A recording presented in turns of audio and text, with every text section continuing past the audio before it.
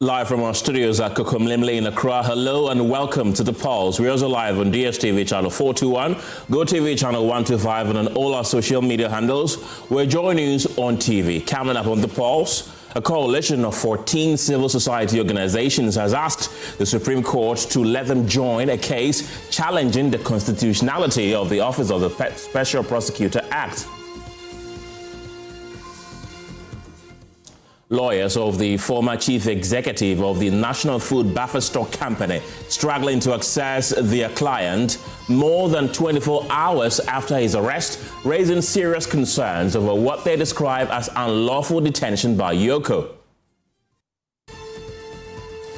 The Health Ministry could finally have answers on what happened to Charles Amissah in the no-bed syndrome as a committee investigating the circumstances of his death is said to present its findings to the Health Minister this afternoon.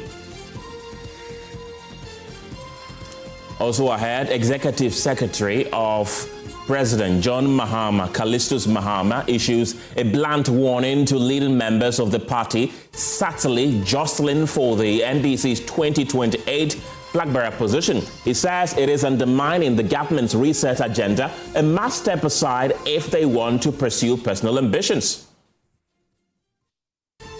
The latest of these and many other stories are coming up in the next 3 hours. The Pulse is brought to you by Defendro. Cough expectorant Defendro. Breathe easy, feel better. My name is Kenneth Gyasi. Details shortly.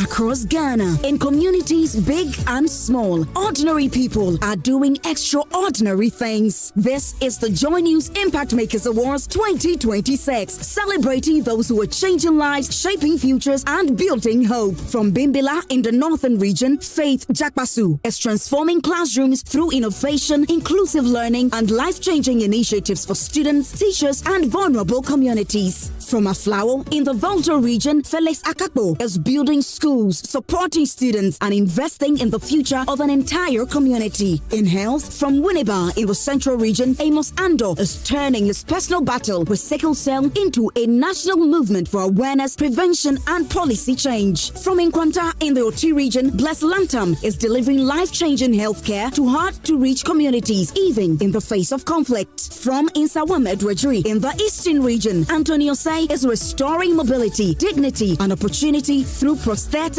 and outreach across Ghana. From Adenta in the Greater Accra region, Valerie Ajatia is empowering amputees with hope, rehabilitation, and the courage to rebuild their lives. From Anyanui and Noga in the Volta region, Reverend Christian Valeto is rescuing, treating, and reintegrating neglected mental health patients back into society. From Akuse in the eastern region, Alberta Aite is mentoring, educating, and empowering over 1,000 girls to dream beyond limitations. From Breku in the central region, Isabella Akwabwa fighting period poverty and equipping women and girls with skills for independence. In Wash, from Sirigu in the Upper East region, Dr. Anthony Akunzele is improving livelihoods through clean water, education, and economic opportunities for women. From Akache in the Volta region, across Ghana, in communities big and small, ordinary people are doing extraordinary things. This is the Joy News Impact Makers Awards 2026, celebrating those who are changing lives, shaping futures, and building hope.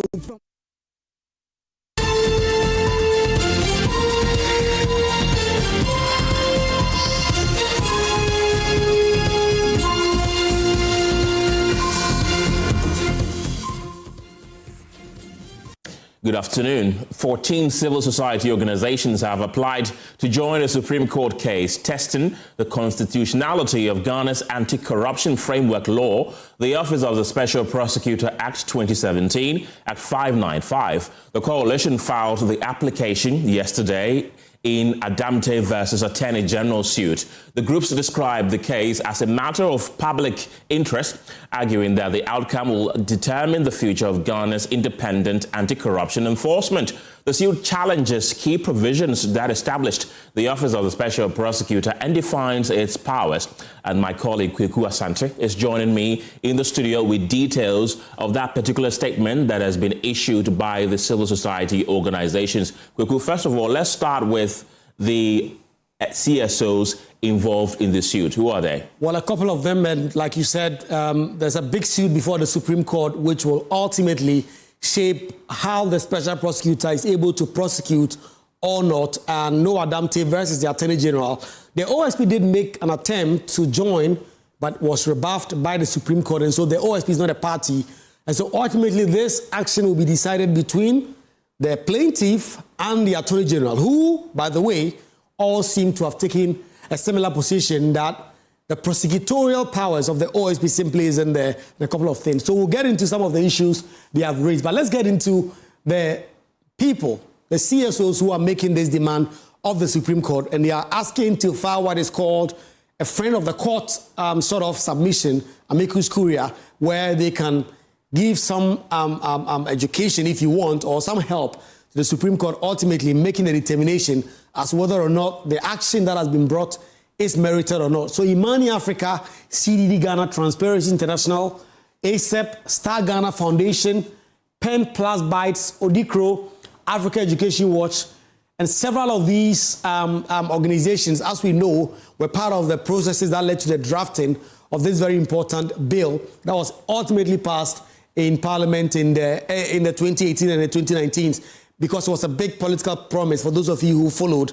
And so these are some of the creme de la creme when it comes to the civil society organizations that we have in the country. So you look at the public release that they've just put out, they say that 14 civil society organizations have filed an application before the Supreme Court of Ghana seeking leave to join a constitutional case as amicus curiae in a suit challenging the constitutionality of provisions of the OSP Act 2017, Act 959, and they actually list the suit there. There are people who are joining this. And they say that this intervention is big and it's a non-partisan attempt aimed at supporting constitutional interpretation, strengthening anti-corruption governance, and preserving institutional integrity.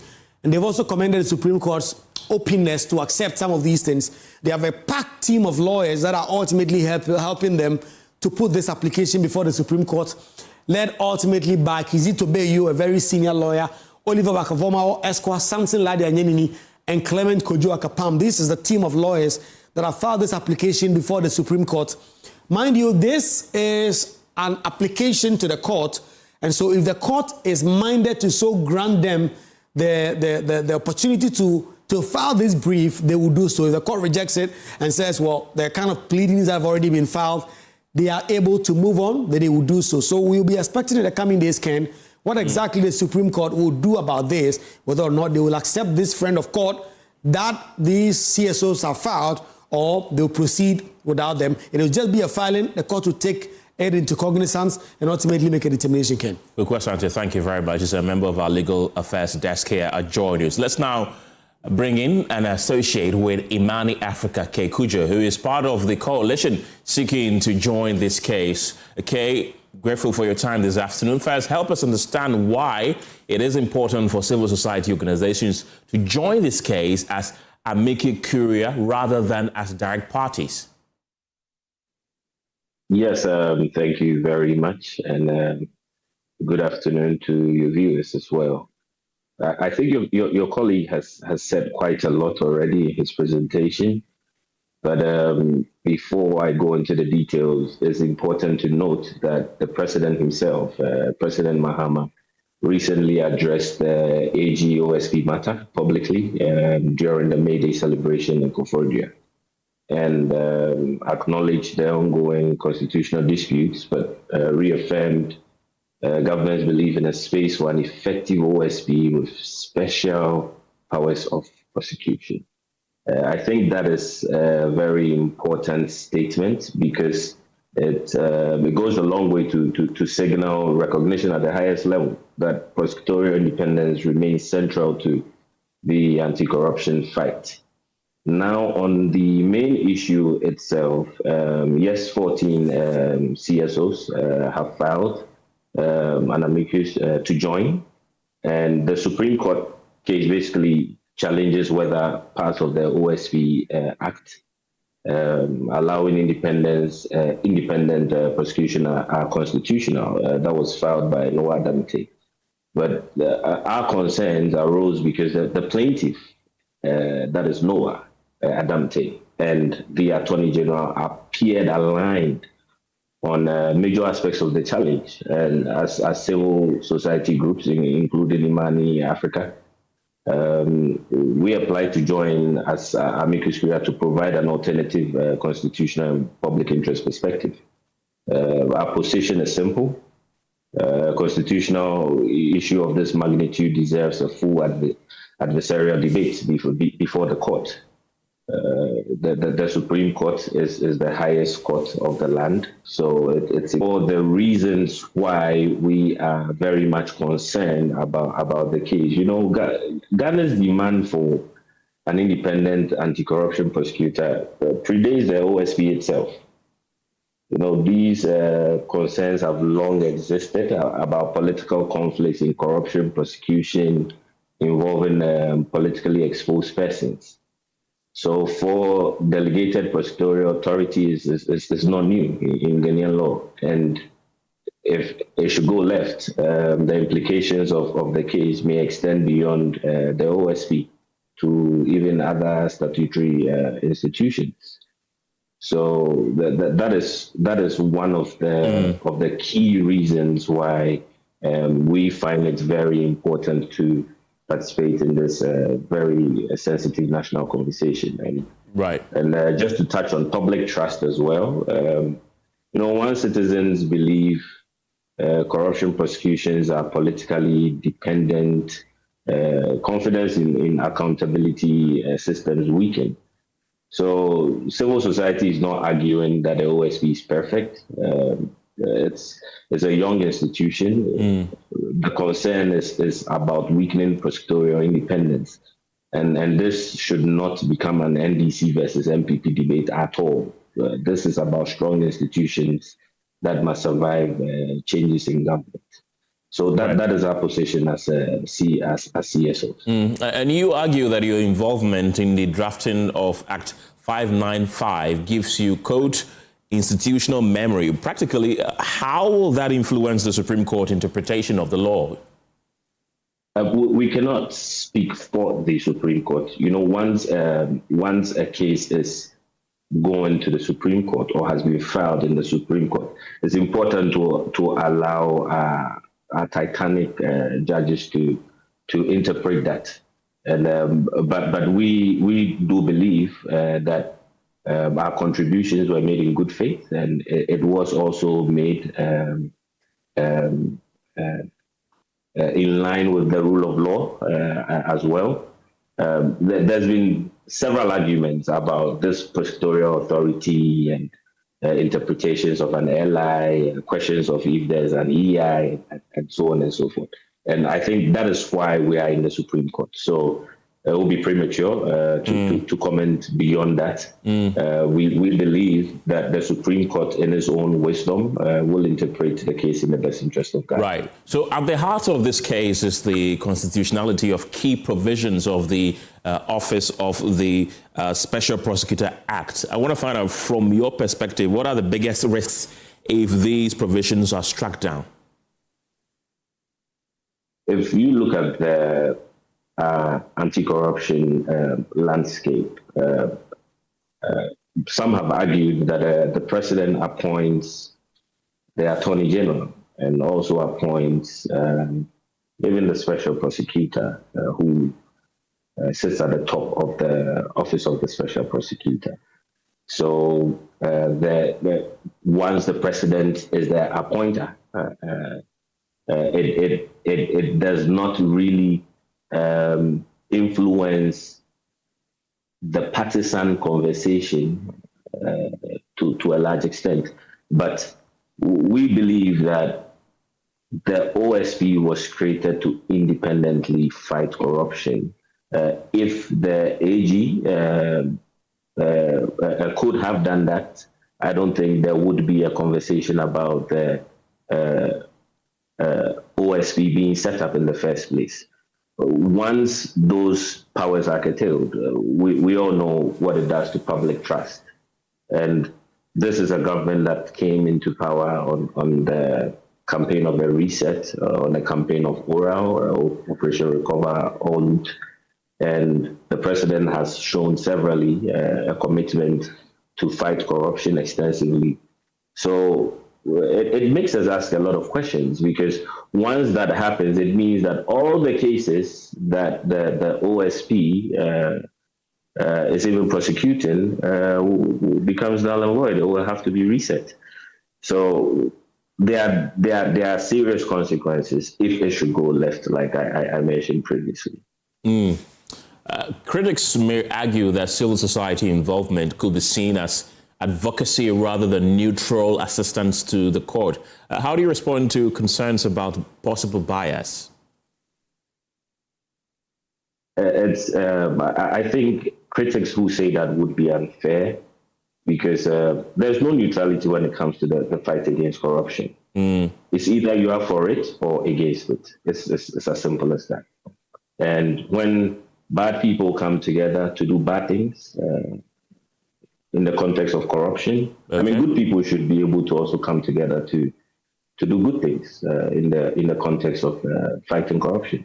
So I think critics who would say that may not be really informed. I would say that. And what legal or policy gaps do you intend to highlight to the court if your application is granted? Let's wait for the D-Day. Okay. Yes. So more broadly, what does this case mean for Ghana's anti-corruption fight and the future of the Office of the Special Prosecutor? Do you think it will survive? It's not about what I think. It's about the rule of law, and that interpretation lies with the Supreme Court. But I think it's an important moment in our history. If we should look at the fight against corruption, so it's very important that it survives, because I've said it previously. It's important that it cannot only be seen to be done; it must be done. And if prosecutorial authority is going to be removed, then the existence of the office itself does not hold. The center will not hold. Yeah. Okay, Kujo, thank you very much. He's an associate with Imani Africa. To other stories this afternoon, former Chief Executive Officer of the National Food Buffer Stock Company, Abdul Wahab Hanan, and his wife remain out of reach of their lawyers more than 24 hours since Yoko rearrested them. The couple, together with other accused persons, were rearrested shortly after the Attorney General dropped all charges against them, citing fresh evidence. However, their lawyers, led by former Attorney General Godfred Dami, say the legal team have been denied access to their clients. Arrested indeed, and the important point that also made, they have been denied access to counsel. I have junior colleagues of mine who have been sitting at Yoko since about 11 o'clock. They have not been given access to them. They have not been given access to the former chief executive of Buffer Stock. I mean, what kind of practice is that? They have been sitting at Yoko since 11 o'clock. They have not had access to their clients. Junior colleagues of mine, and they are still sitting there. Apparently, Hanan even fell ill in the course of all the harassment and was rushed to the hospital and brought back to Yoko office. He's still in the custody of Yoko at the Yoko office. He's not been given access to his lawyers. So what's the next line of action? What do you do from here? Yeah, so trying to negotiate is it being freed from the custody of Yoko and resort to processes that are known to the law. But I'm saying that this unhealthy practice of pre-trial harassment, if the Republic has a genuine case against a person, they ought to abide by the due process, arraign the persons before court with regard to all rights that are known to the Constitution of Ghana, and let the case proceed. And counsel for the detainees and former Attorney General Godfred Dame has also been providing updates on the case. He spoke earlier on Joy News Today. We don't know where our client is. My colleagues, as I indicated, were at the office of Yoko yesterday from about 10:30 a.m. until about 8 p.m. The officers of Yoko actually left the office and were there and were denied access to our client. And it's just so reprehensible. I do not know what Yoko and the Attorney General are afraid of or seek to achieve by this strange conduct. It is a case in which the accused persons were on court-granted bail before the withdrawal of the charges by the state. So why would they arrest them, throw them into custody without bail and without access to their lawyers? It is a case that the presence of their lawyers, in the view of the Attorney General and Yoko, will impede their torture, harassment, and intimidation they intend to visit on the couple after having failed in the earlier prosecution of them in the court of law. What are you? So repressible. Well, what are you thinking could be warranting this? I know that you describe it as unwarranted. In your findings of the law, do you think that Yoko could have a specific law that they're breaching? Of course. I mean, the right to legal representation is a basic fundamental human right. It is not one to be begged for. It is one that avails every citizen, in fact, every person resident in Ghana, ought to give legal representation when he's going through such processes. And I think you ought to examine this in the proper context. It's a matter that the state, before it filed its criminal charges against the accused, the Attorney General himself had held a press conference and cited it as a showpiece of the government's oral policy. He, on various national and international media networks, including yours, vilified and maligned the accused persons.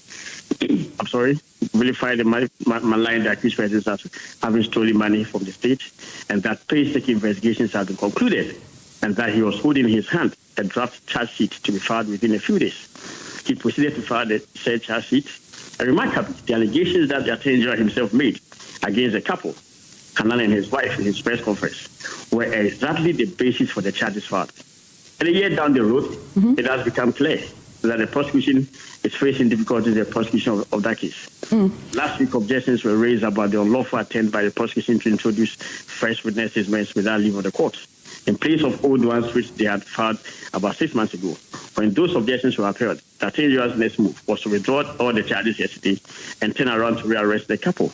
But what is more embarrassing and deplorable is that when the charges are withdrawn, the Attorney General and Yoko decide to rearrest them and deny them bail, and also deny them access to their lawyers. This can only amount to torture. Well, and what is this fresh evidence that they speak about? I think it's just a face-saving move by the government to sustain the propagandist narrative about Ura. Baseless allegations of stealing leveled against them. Will I then conclude that because you've not had access to your client, this fresh evidence the Attorney General is citing, you have not been briefed then? You would not know? Definitely not. And I'm quite surprised that the government has not made this known. Because this is a government that is always quick to take the propagandist highway by holding press conferences and all.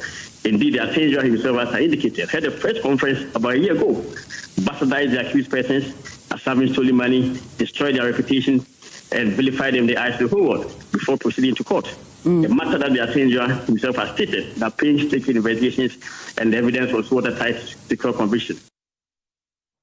In other stories this afternoon, the Asantehene Otumfuo Seitu II says a completion of the Buankra Integrated Logistics Terminal is necessary in job creation for the youth of the country. Aside from the direct jobs being created, persons within the catchment area and the Greater Kumasi area would yield economic benefits from the project. During a high-level meeting at the Menchia Palace, the Asantehene, who is worried about the delays, believes any attempt to halt the project will cause financial loss to the state. Nana Yaojima has more in this report.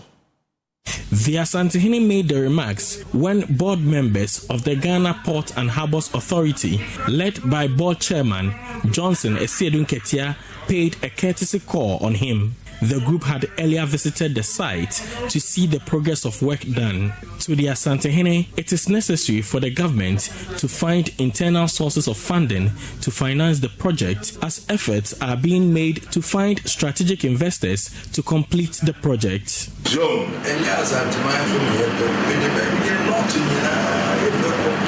This will not just benefit the Ashanti region, it will create jobs for people in the region and others as well.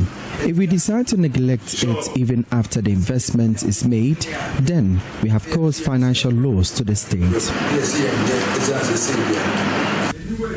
For over 19 years, the project, which is seen as a game changer to generate the needed revenue for the country, has missed its completion deadlines. On a recent visit to the area, consultants say the project has progressed by only 6% instead of the estimated 20% projected for April 2026 due to financial constraints. The board chairman of the Ghana Port and Harbours Authority, Johnson Esiedun-Ketia, speaking to the Asantehene, underscored the need to complete the Brankra Inland Logistic Terminal to improve revenue generation for the country and project partners.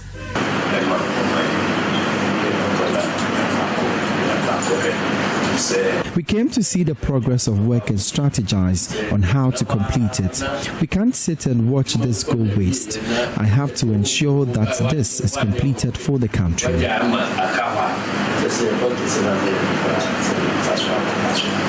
Hinting on the need for railway development at the terminal, the board chairman indicated though the railway is necessary, the project can be operationalized without the lines. For Joy News, Nane Aljuma reporting. And this afternoon, the Executive Secretary to the President, Dr. Callistus Mahama, is warning that subtle jostling for the NDC's 2028 leadership could undermine the hard-won gains of the current administration, with more than 2 years still left in President Mahama's mandate. In an opinion piece, he argues that early signs of ambition are already creeping in, distracting from the urgent task of governance and recovery. He cautions that shifting focus toward secession at this stage is not only premature, but risks becoming what he describes as a quiet form of neglect.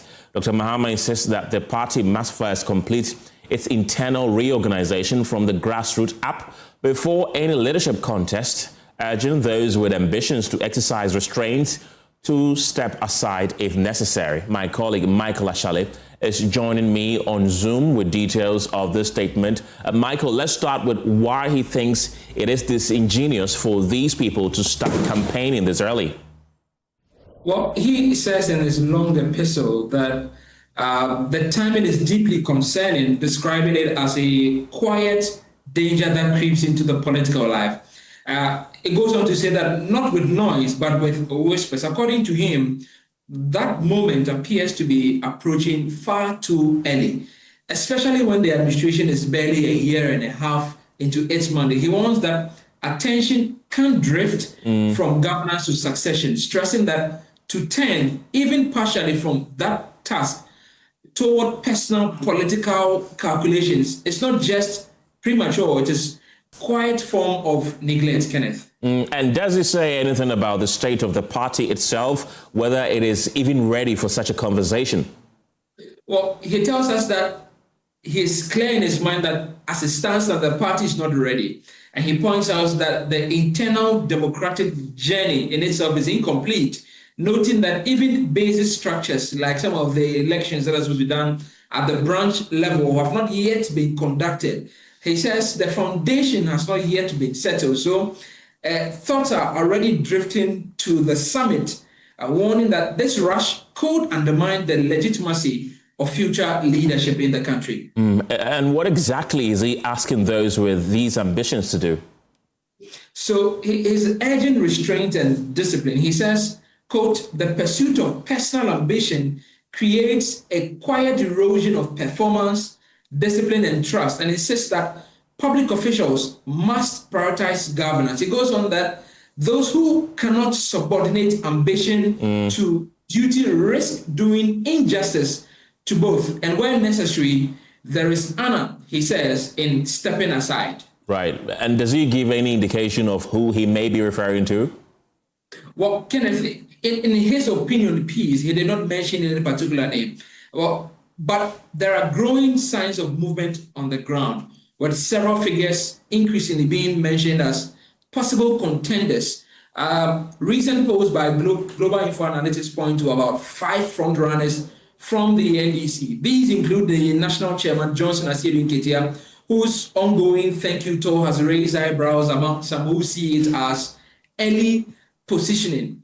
Also, there's the Chief of Staff, Julius Deborah, who has been more visible publicly, organizing corporate walks and engaging more directly in national conversations.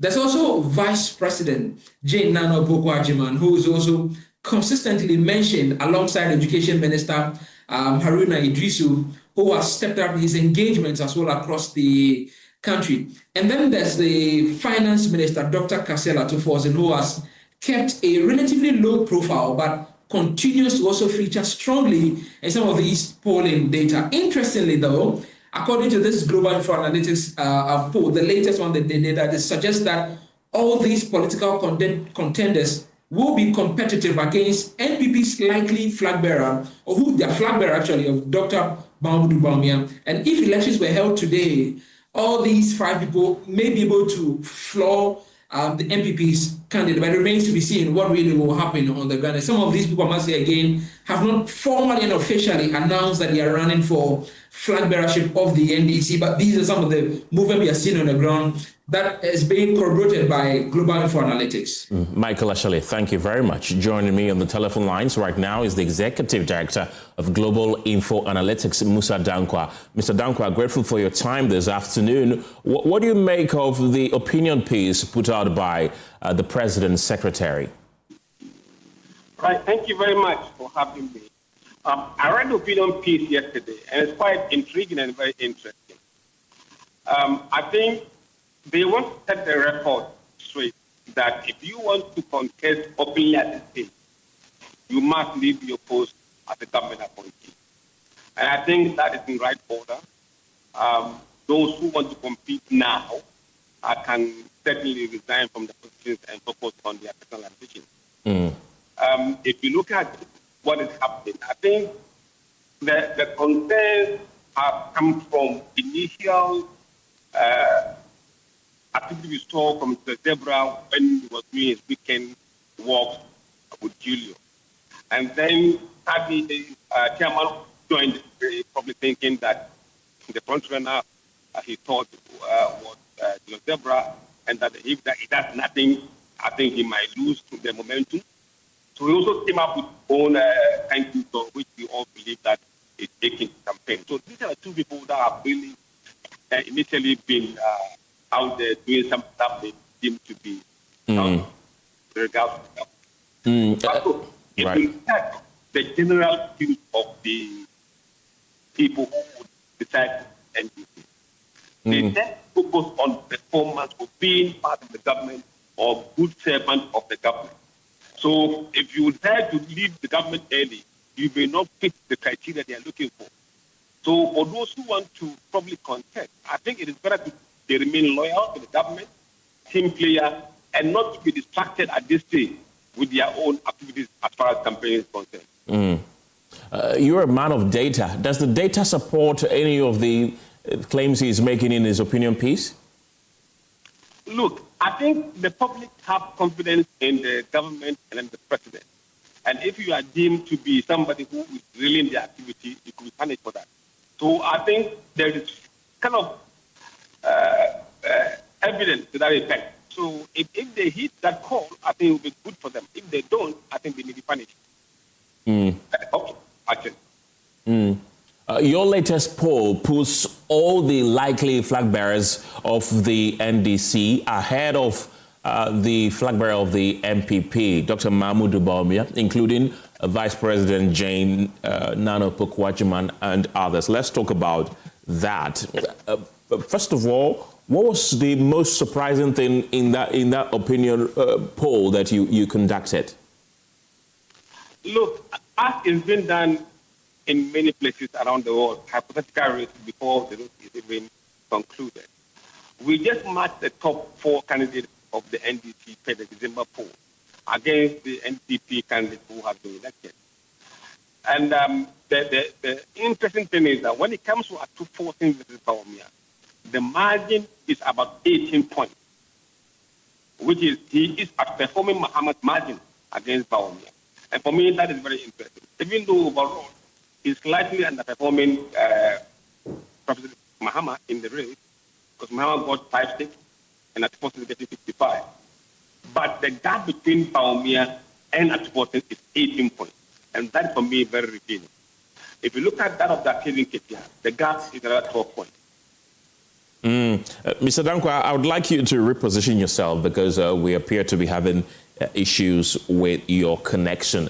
But okay. that brings me to my next question. That is a very interesting poll that you conducted there, looking at somebody like the Vice President Jane Nana Opoku-Agyeman and the Education Minister, the Finance Minister, the National Chairman of the NDC, all polling ahead of Dr. Mahmoud Bawumia. Does that mean that regardless of who the NDC brings, according to your poll, anybody that they bring at all, whether popular or not, is likely to beat the MPP's candidate? And why really? Did the people tell you? Look, you can't really say anybody NDC brings. If you limit the race to the 4 that we polled, you could say that at this stage, they have edge over Bawumia, at this stage. It doesn't mean that the numbers will stay the same in 2028. We are still polling. But it gives you a sense that voters probably would vote for NDC candidates than MPP candidates. And probably Bawumia is paying for the sins of the party.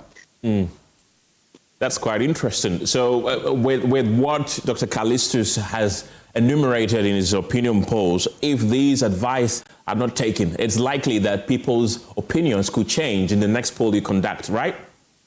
Absolutely, absolutely. There have also been concerns about President John Mahama. There are calls for him to reshuffle his cabinet. Not long ago, we heard the Greater Accra Regional Minister Linda Oklum make some comment about the transfer of some officers to the northern part of the country as a punishment. She has since apologized, though, but the calls are intensifying for President John Mahama to relieve her of her post as regional minister. Do you think that some of these decisions and some of these growing calls could in any way affect the chances of the likely candidates to lead the NDC into the 2028 elections? No, I don't think this has any bearing with the NDC flag bearership race in 2028. But certainly these are governance issues. And what she actually spoke, is the uncomfortable truth with our politics. Just that it was just inconvenient to say that at public figure.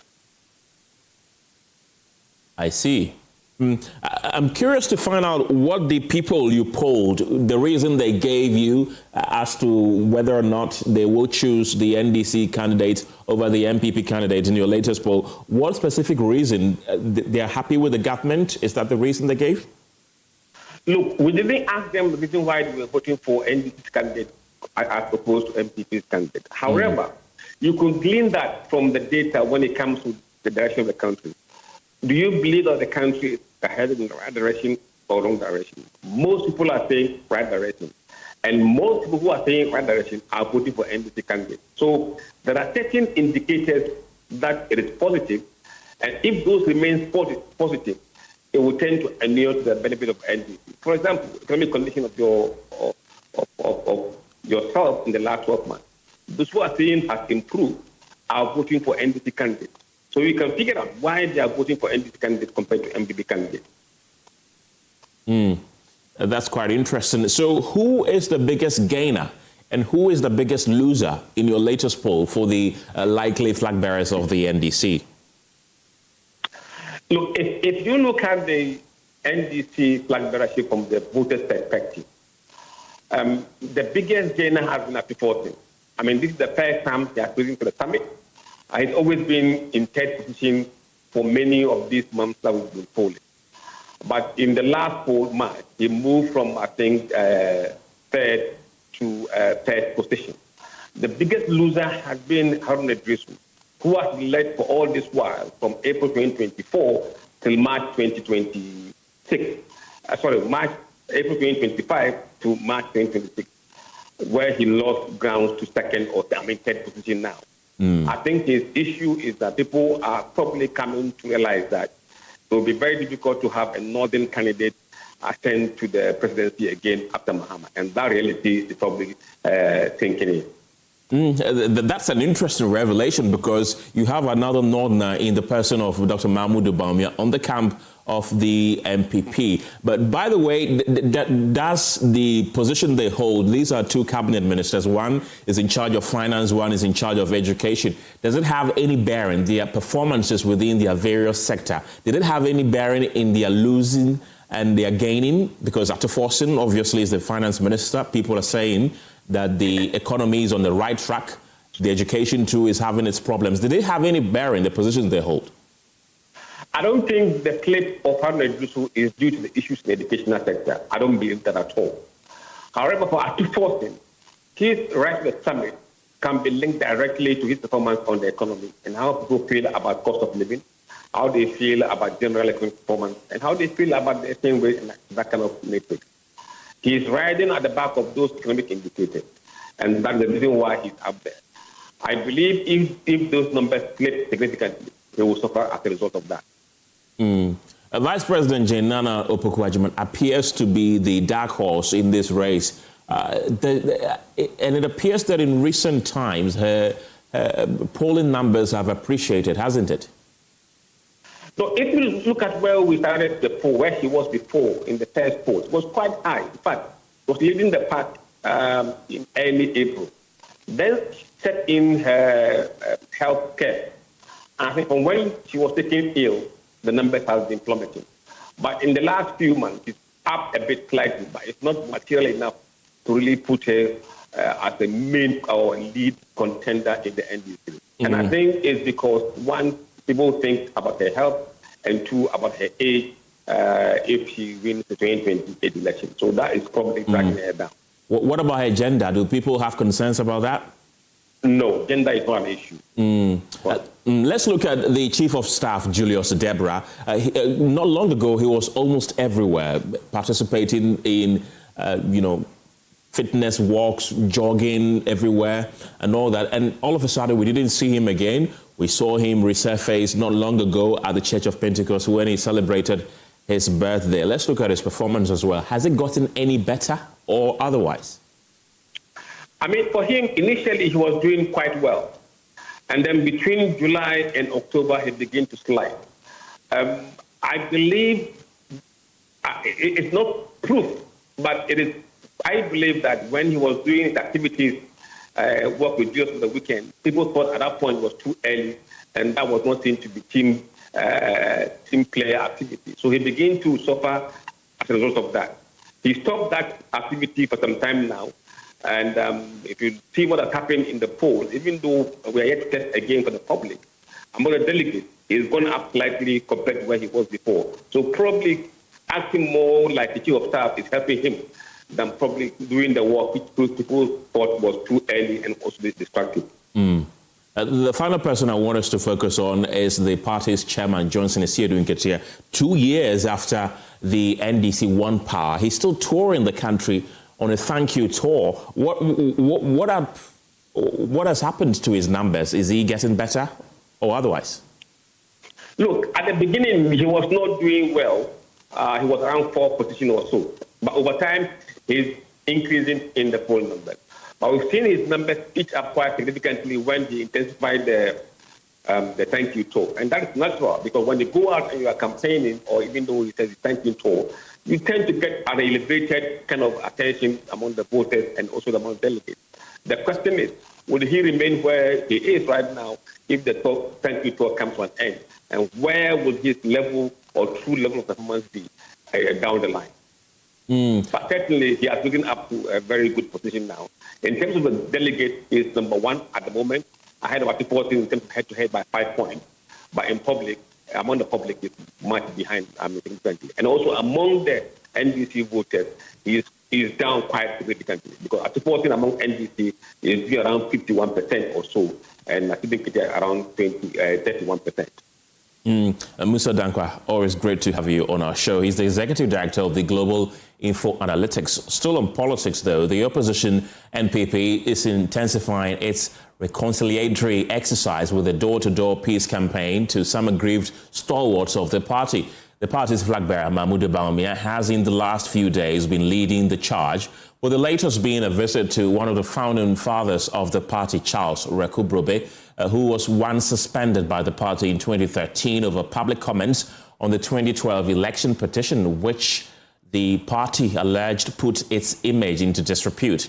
Deputy spokesperson Dr. Mahmoud Bawumia, Dr. Akufo-Addo, is joining me via Zoom with some more on this.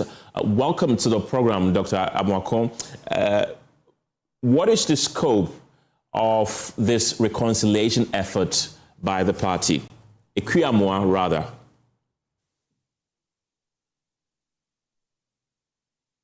Kindly unmute so we can hear you.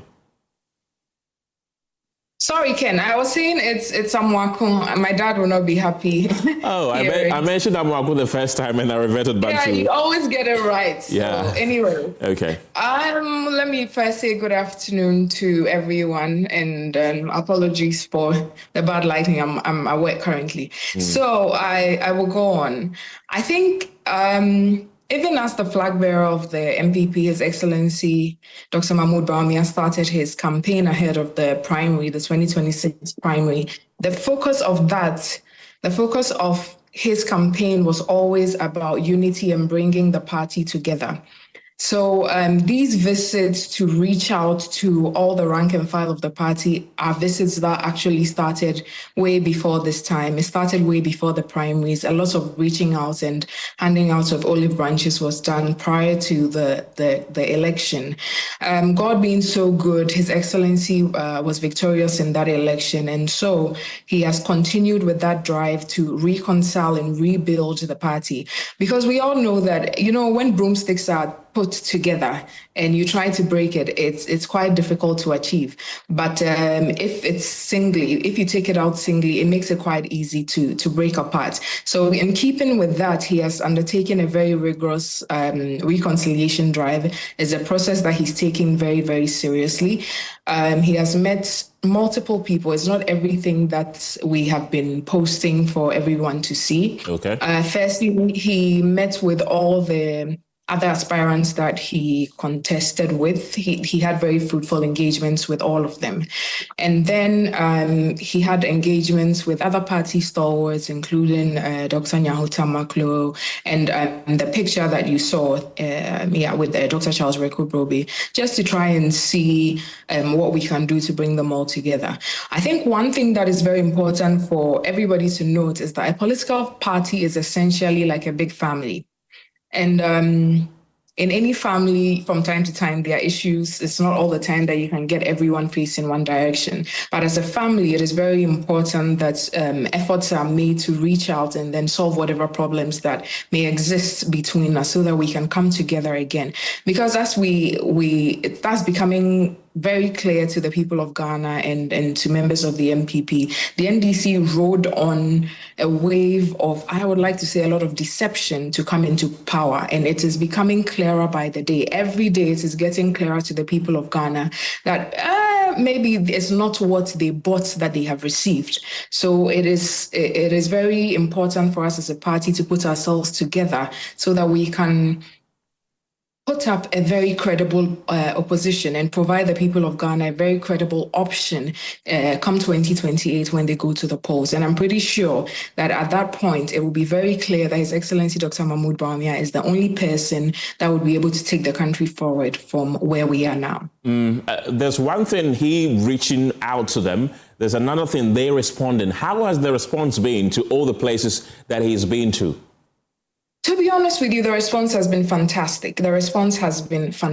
Every person that he has reached out to has welcomed him wholeheartedly. They are all along with this journey of rebuild and reconcile. It's been for a lot of these figures that we've mentioned. It's been a long time coming. So I think they are all willing to come together, come back to the table, so that we can, pursue the agenda of the party as has always been. The whole whole point of the MPP has always been to create a Ghana that we all want to live in.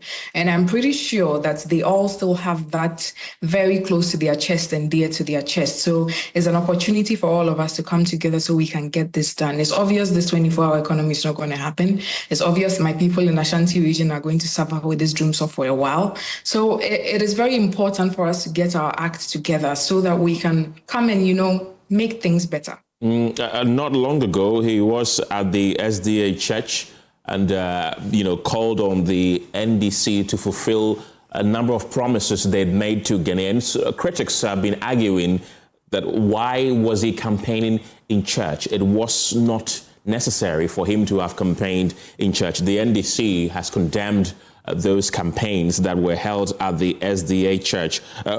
How has the former vice president been receiving this?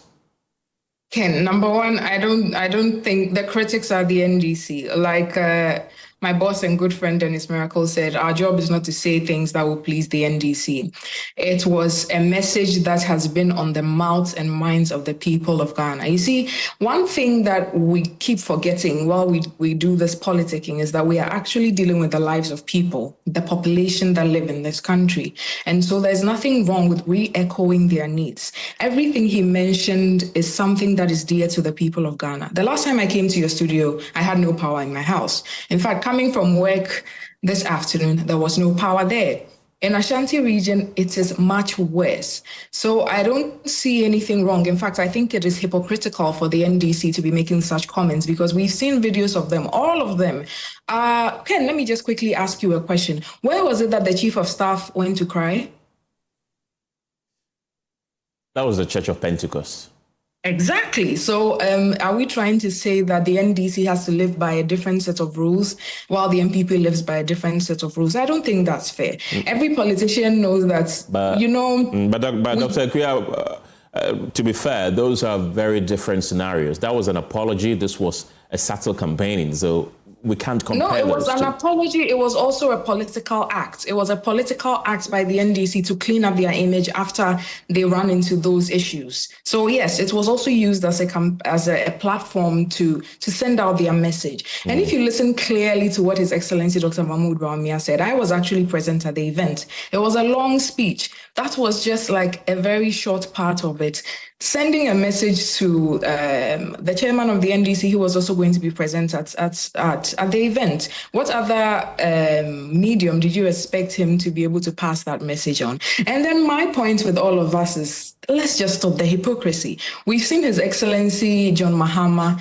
in different churches, also essentially campaigning. I even posted that video on my social media account so that we could drop this hypocrisy. It's not like he went there to campaign. There was a long speech. He thanked the SDA Church for all their contributions to the development of Ghana. We all know that they are very involved in our educational sector. They have so many schools. They have so many secondary schools. In fact, my mom went to Bekwa SDA. So he was very grateful and commended them for all their contributions to national development, and then sent just a very short piece of information to the ruling governments, which seem to have unsettled them so much that they are critiquing in the wrong way. Because if you listen to what they are saying, they're essentially attacking themselves. This is something they have done over and over and over and over again. So I don't see what has changed now.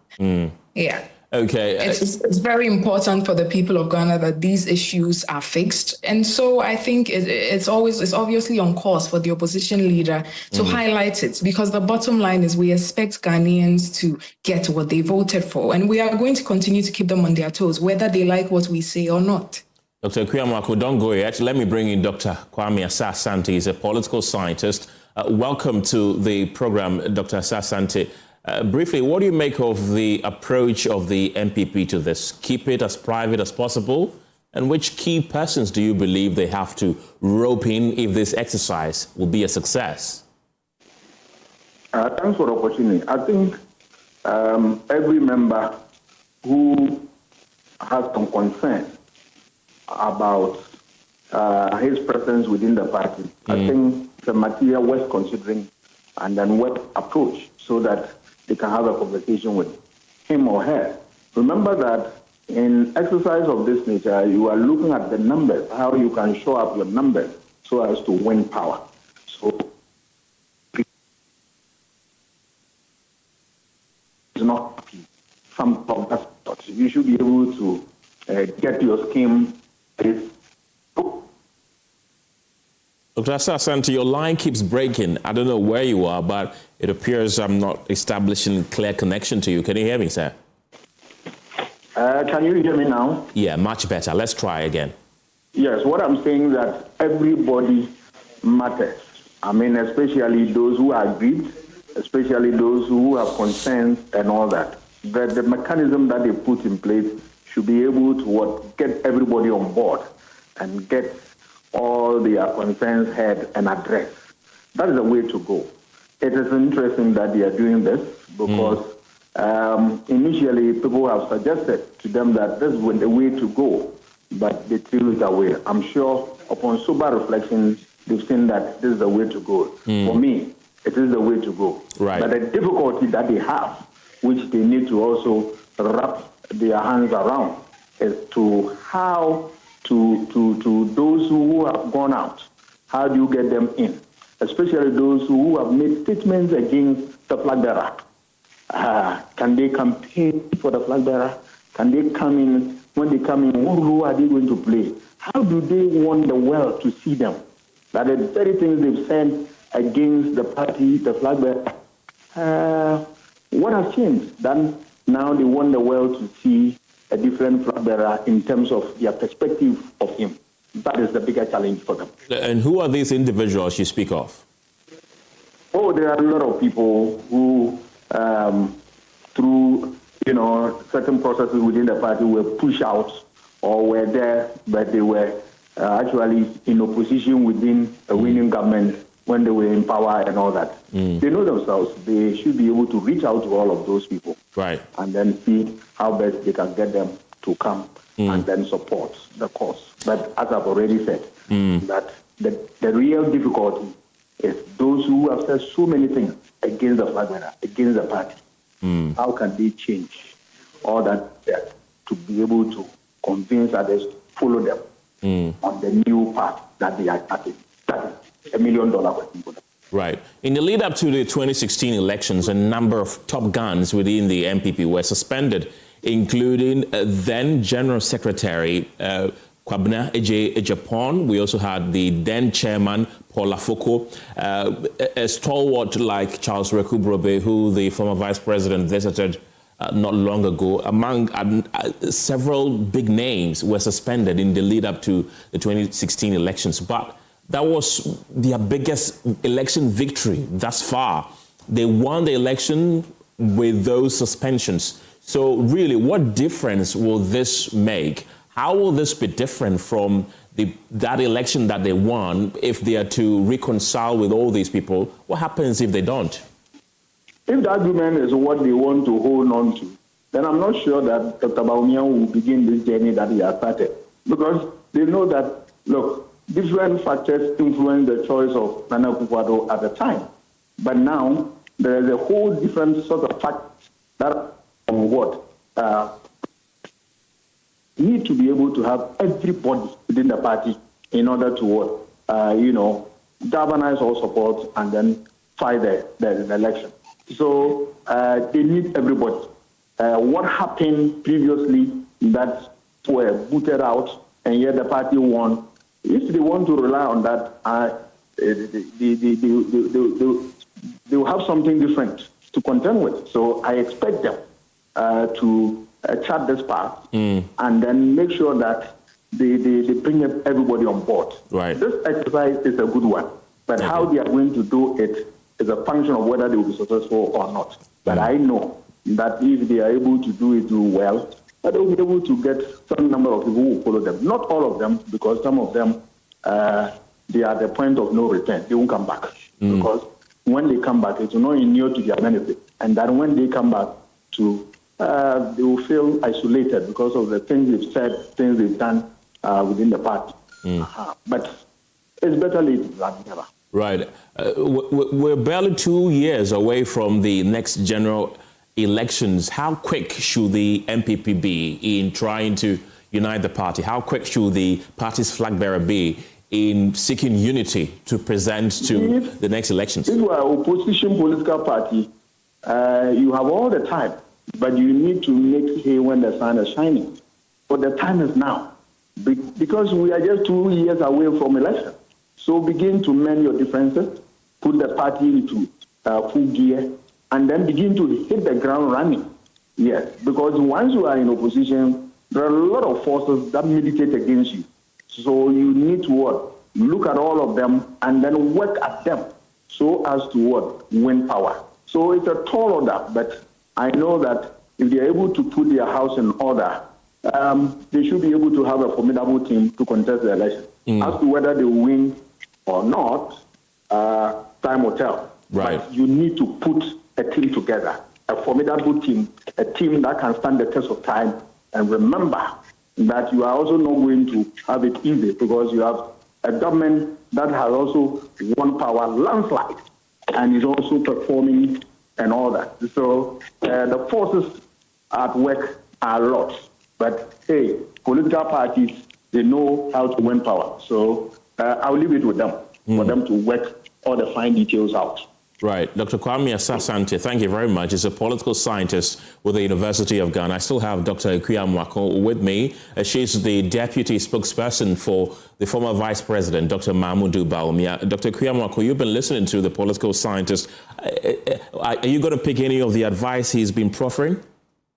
Of course. I think he rightfully said in opposition, the game is basically to have open arms and, take constructive criticism, take feedback, take what you can out of it, and then to implement it. So that's definitely something that we are going to do. I just wanted to put out a more comprehensive list of almost everybody that His Excellency has already touched base with.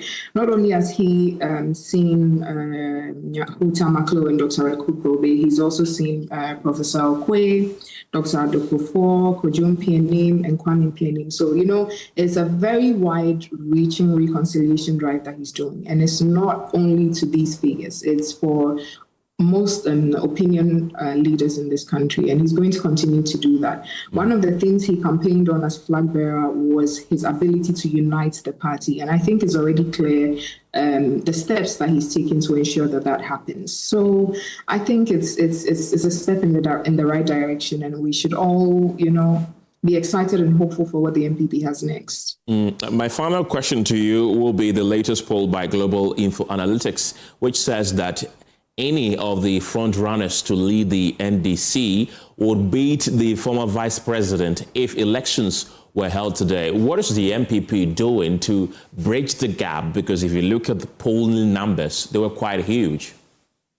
Quite frankly, I haven't had time to look at the polling numbers, but I'm always one to look at data and then work on it.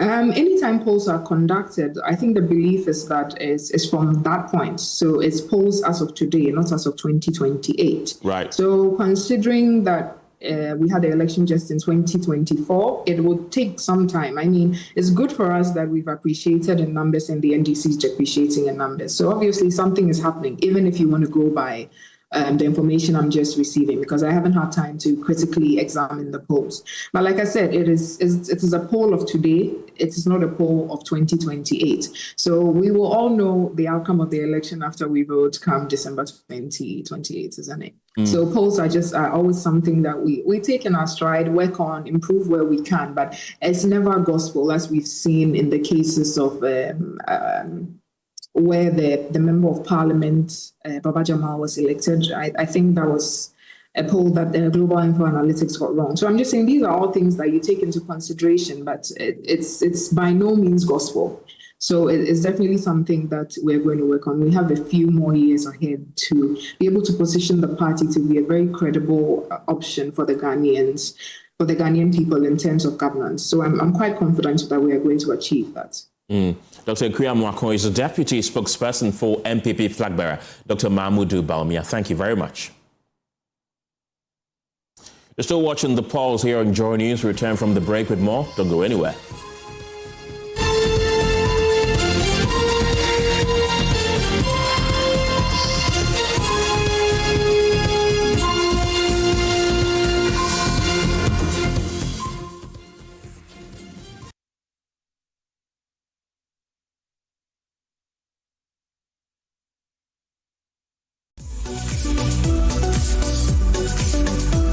Across Ghana, in communities big and small, ordinary people are doing extraordinary things. This is the Joy News Impact Makers Awards 2026, celebrating those who are changing lives, shaping futures, and building hope. From Bimbila in the northern region, Faith Jakbasu is transforming classrooms through innovation, inclusive learning, and life-changing initiatives for students, teachers, and vulnerable communities. From Aflao in the Volta region, Felix Akakpo is building schools, supporting students, and investing in the future of an entire community. In health, from Winneba in the central region, Amos Ando is turning his personal battle with sickle cell into a national movement for awareness, prevention, and policy change. From Nkwanta in the Oti region, Bless Lantam is delivering life-changing healthcare to hard-to-reach communities, even in the face of conflict. From Insawamed Wejri in the eastern region, Antonio Say is restoring mobility, dignity, and opportunity through prosthetics and outreach across Ghana. From Adenta in the Greater Accra region, Valerie Ajatia is empowering amputees with hope, rehabilitation, and the courage to rebuild their lives. From Anyanui and Noga in the Volta region, Reverend Christian Valeto is rescuing, treating, and reintegrating neglected mental health patients back into society. From Akuse in the eastern region, Alberta Aite is mentoring, educating, and empowering over 1,000 girls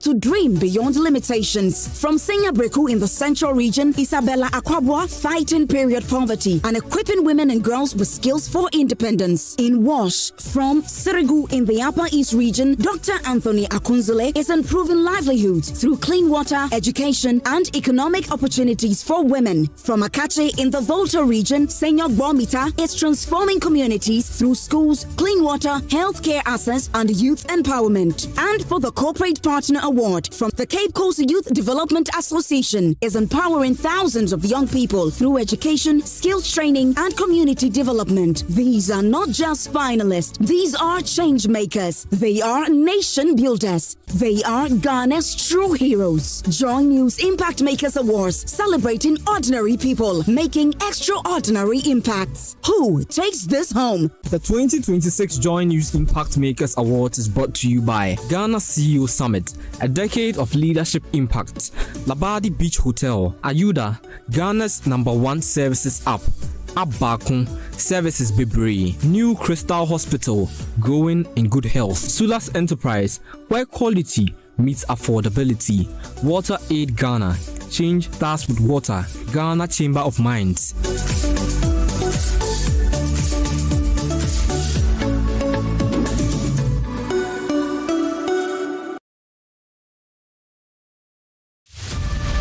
I'm ready to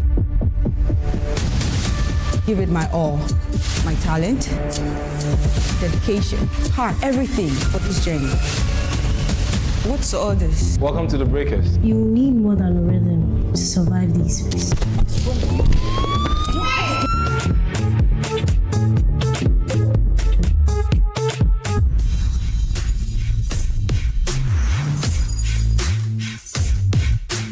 Mothers give us everything: love, strength, and life itself. And it's time to give back. Joy FM presents the Joy Mommy's Day Out. Join us on Saturday, May 9th, for a day bursting with thrills. We'll have your day packed with irresistible activities like paddle boating on calm waters, an adrenaline rush with horseback riding, quad biking, exciting safari tour, friendly competitions such as dance contests, and wrap the prize, a chance to meet the mysterious Ujafokwa crocodile, revered as the protector, and to top it all off, a delicious feast of local dishes and drinks, accompanied by the sensational sounds of the Ajinkor Band.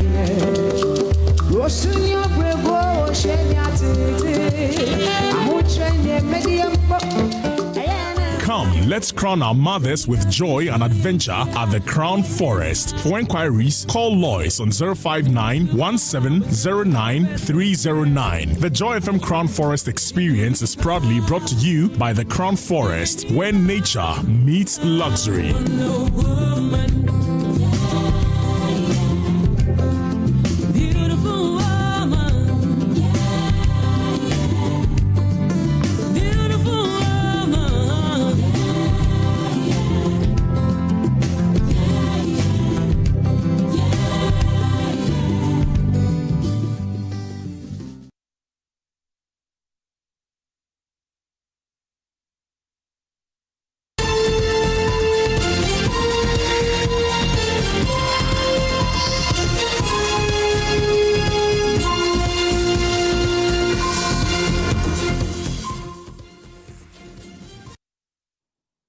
Hello again. Pupils of Alajo 1 Basic School here in Accra are struggling to learn as extreme heat grips their classrooms. Many battle discomfort and poor concentration through lessons. Researchers warn rising temperatures could be affecting learning outcomes. Emmanuel Jivenu has more in today's climate evidence.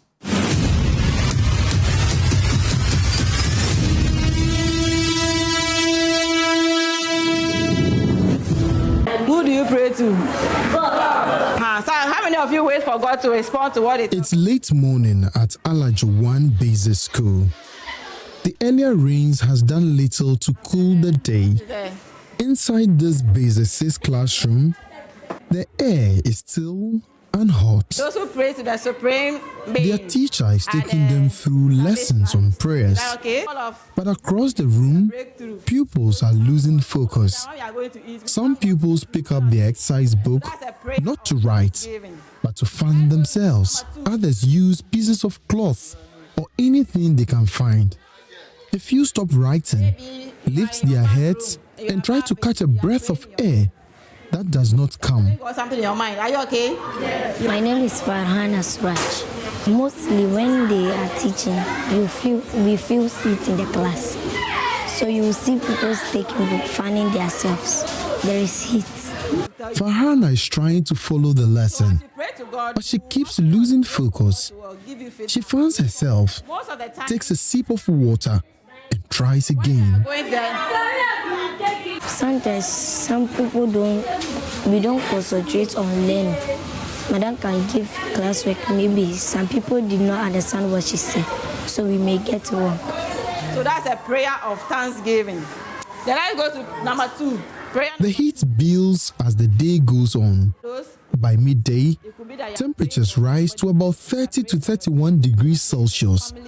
With the humidity, it becomes difficult to sit still, let alone concentrate. We are feeling hot. Am I the only one feeling hot? Who is feeling hot? Hey, why the fan? There is fun in the classroom. The teacher notices the class is restless and asks for it to be switched on. Okay, so just put on and it starts turning, but the air is still warm. Some pupils look at it briefly, then go back to fanning themselves. They already know it won't make much difference. We have a fan in the classroom, but it's not helping. It blows heat. Next to Farhana is Elizabeth, who has stopped writing. She leans back, fanning herself with her book, her focus drifting away from the lesson. My teacher is teaching this, I can't feel comfortable. And I can't concentrate well. So sometimes I don't understand what she teaches us. Our classroom is like an oven because of the heat in the classroom. Full heat in the class. So some people don't concentrate on learning. So madam can give class with people, some will get wrong and some will get correct. Farhana describes the classroom as an oven, and that is how it feels. At the front, the teacher keeps going, slowing the lesson and trying to hold the attention. But the heat is getting to her too. She pauses, wipes her face, and carries on. It's unbearable, even in your own room when you are there and there's heat. You can't really be this one. So the students don't even concentrate when they are learning sometimes. They are finding themselves with fans and everything. So it's affecting teaching and learning. They don't concentrate, especially after lunch, that's the second break after 12. The heat is really intense, so they really don't feel comfortable. And even we as teachers, we don't feel comfortable. The problem, she says, is not just the weather. It is the classroom itself. The walls are fitted with small breeze blocks meant for ventilation. But the openings are narrow and limit airflow. Instead of letting heat out, the room traps it, leaving the air still and warm. The structure is also part, and the roofing as well. The roofing is obvious because looking at the kind of designs we have, I think there should be air blowing. But it doesn't come that much, and the ceiling too is affecting it. If the sun is scorching, you scorch the roofing, so the roofing gets hot, and the heat will come to the class. Outside, the sun hits the metal roof. Inside, the heat rises and stays trapped in the room. But beyond what the pupils and teachers feel, there is an effort to put numbers to it, to give meaning to the experience. A small device fixed in one of the corners of the classroom has been recording what happens here throughout the day. Every 10 minutes, it tracks temperature and humidity, building a clearer picture of the condition these pupils learn in. Betty Avanu Davidson is part of the research team from the University of Ghana. She returns from time to time to download the data. Hi, how are you? Where is the class? Can you please take it for me? Be careful, you can use the table. Oh, you can take it. Okay. This is a tiny tag, and it records temperature, the temperature of a room. It records the relative humidity as well as the dew point. And this recording is done at 10-minute interval each day. Loading data from this tag. So we deployed some tags in the school, and this is one of the tags. So we come here every 4 months to download data from the tag. However, you need scientific backing. You need to back them with data. So this is going to give us the scientific data, the scientific records to back the perceptional data that we are taking. What is happening in this classroom is not isolated. Professor Ebenezer Amankwa is the lead researcher. There is some rising temperatures over the years in the schools that we've monitored, and these rising temperatures combining with factors such as building orientation, classroom characteristics, poor tree shading tends to increase the extreme heat in the school. Across urban areas like Accra, researchers are observing what is known as the urban heat island effect, where buildings, roads, and roofing materials trap heat and raise temperatures. We also continue the old architecture of having the courtyards or the overhangs where, like a small corridor in front of the classrooms that sort of protect the sun rays from having direct contact to the classrooms. So once you have those courtyards or corridors, they sort of become the sun bricks. So they reduce the sun intensity from getting to the classrooms. For security and other reasons, they are changing the traditional windows into block windows, and that is not good because that really affects ventilation. We need to make sure that GAS is very hard on this, and so that if a school wants to make any renovation, they should be within these standards that will not sacrifice the thermal comfort of students at the expense of providing security in the classroom. Ghana already recognizes the risk. In its national climate plan, the country warns that if action is delayed, the long-term cost could undermine development and affect vulnerable groups, including children, in classrooms like this. Let's start quantifying the cost of no action, right? So as academics, there's something that we tend to do so that we bring the evidence to stakeholders and policymakers so that they can make evidence-based policies, right? Because if you don't take action now, you pay a cost, you pay a price for that, okay? And this will include the performance of your school, of your students. Okay, this will include the absenteeism that the school children will face during extreme heat, where they don't sleep well at home and they come to school, and then the heat is also so much that they can't bear in the classrooms. This condition is not limited to Alajo 1 Basic School. It is happening in classrooms across the country. Pupils who should be following lessons are instead trying to stay comfortable. And over time, those small gaps begin to add up If you are finding yourself, maybe sometimes you say that even her cry is feeling it. So I should put the book down and concentrate. The teacher has been teaching the whole day, so he or she expects you to get something at that time of the day. But the learners who maybe at the time they are also suffering or they are getting something else at that time. Meanwhile, it is not known to the teacher or something. But the teacher is doing his or her work. Heat, has been a big thing. And if you don't get a teacher who understands these dynamics in the classrooms, and the classroom is too hot, what the teacher will do is to just be caning school children, because school children are also experiencing discomfort, and the teacher themselves are also experiencing their own discomfort. You want air conditioning? Yes. The lesson continues, but not everyone is keeping up. While the class moves on, some pupils are still trying to catch up with what they missed in the heat. The heat is not stopping school, but it is changing what is learned and what is lost along the way. Over time, those missed moments begin to matter. I want to be a journalist in future to talk about things going on in the country, but I'm afraid maybe the condition in the classroom will affect my performance. Ghana's own climate plan warns that without action, the long-term cost could affect development and the most vulnerable. And in classrooms like this, that's future. It's already taking place. So you have Joy News, Alajo, oh, this is what I've Accra. We are feeling hot. Am I the only one feeling hot?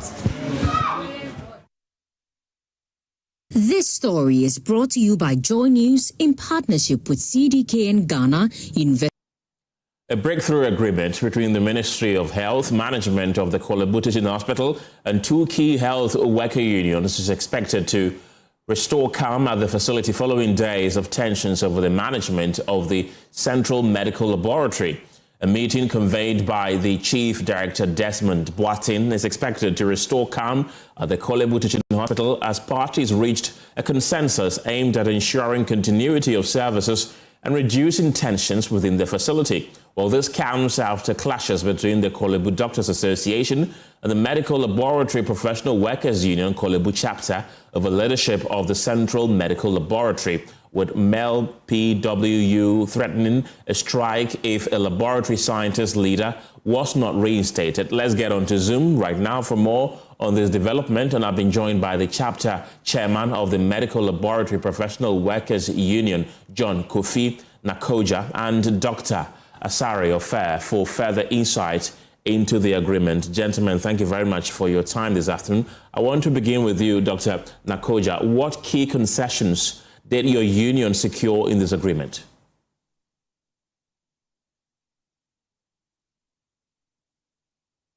Unmute your microphone so we can hear you.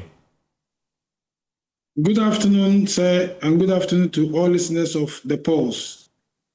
So I am John Kofi Nakoja. I'm the chapter chairman for Mapu Korle Bu Teaching Hospital chapter. Sorry, I lost you in the middle of the question. Can you please come Right. I was asking what key concessions did your union have to do in this agreement?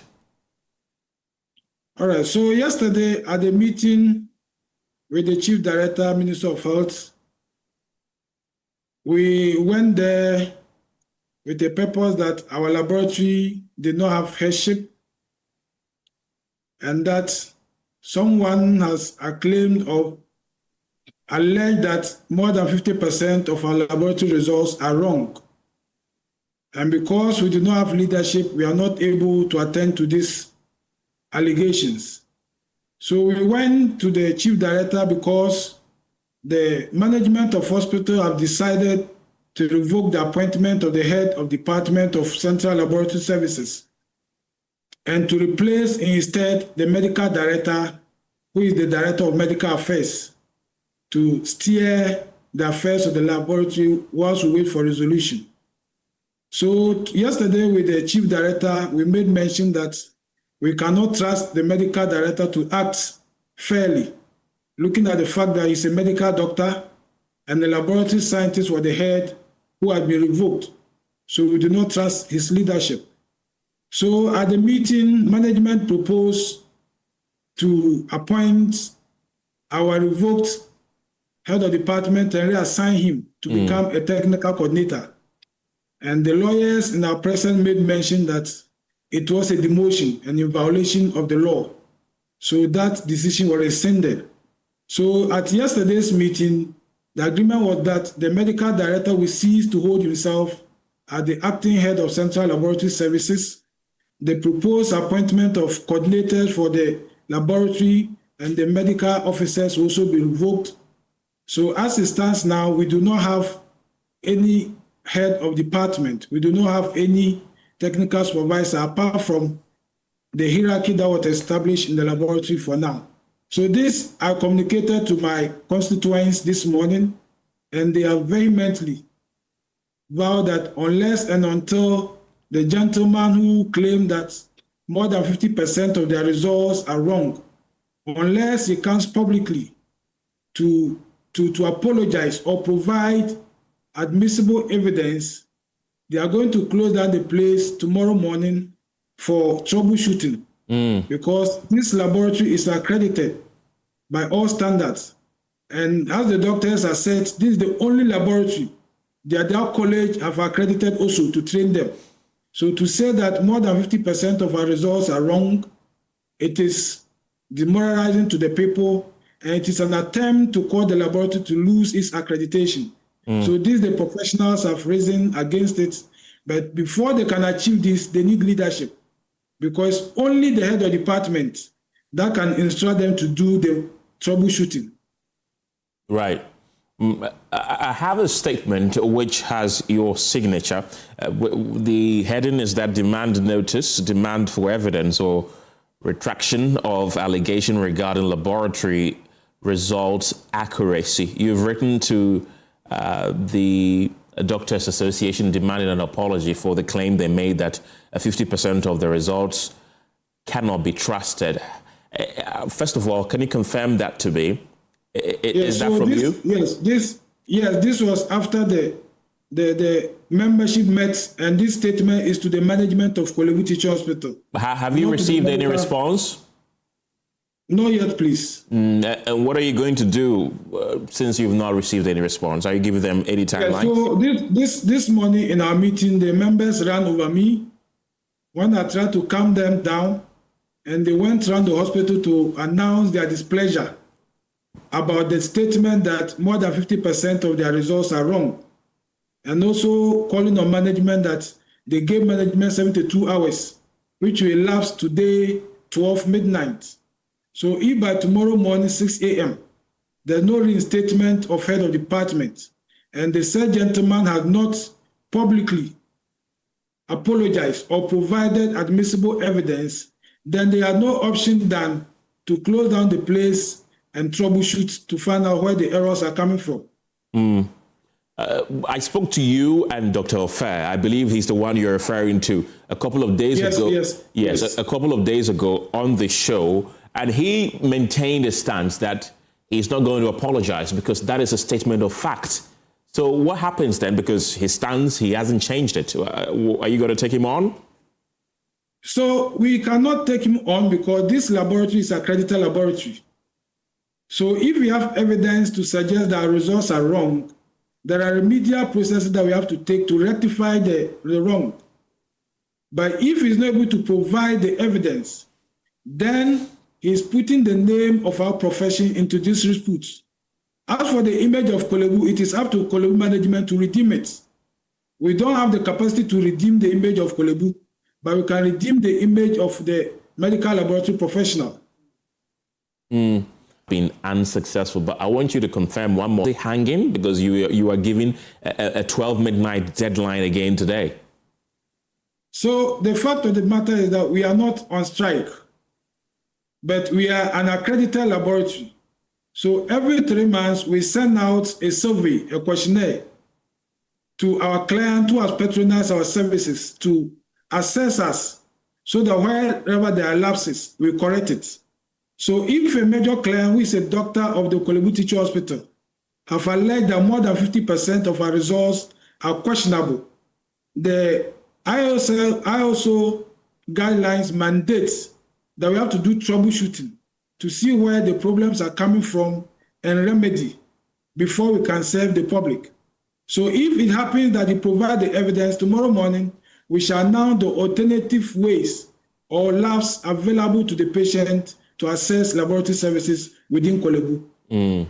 John Nakoja, thank you very much. He's the chapter chairman of the Medical Laboratory Professional Workers Union at the Korle Bu Teaching Hospital. Still on health, though, the sector minister is in talks with the World Bank to release funds to complete and operationalize the stalled Weija Pediatric Hospital after residents staged a protest to demand its opening. It follows a demonstration by residents at the facility yesterday over delays in opening the hospital for public use.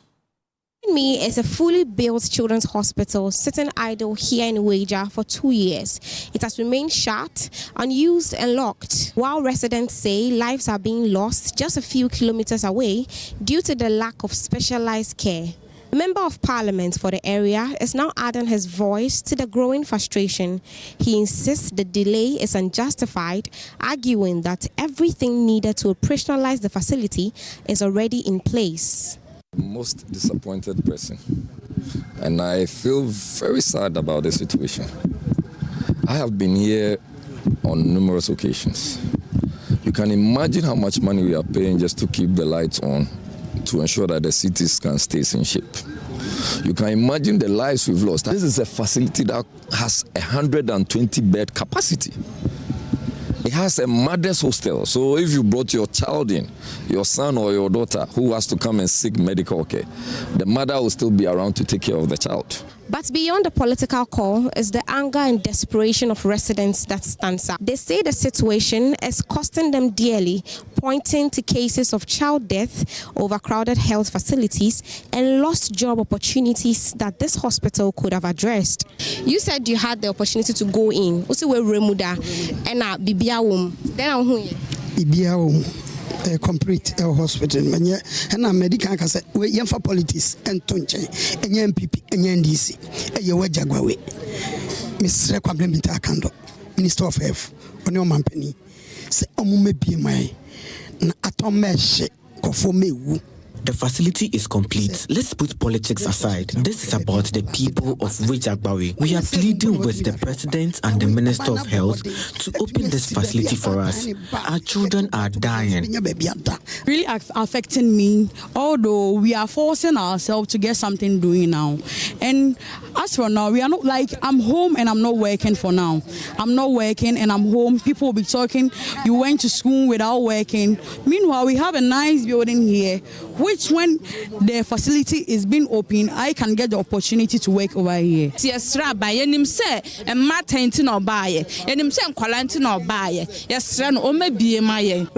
here say the situation is not just frustrating, it's costing lives. Their demand is simple. Open the hospital, save the lives of the children. For Joy News, my name is Adobe Asari.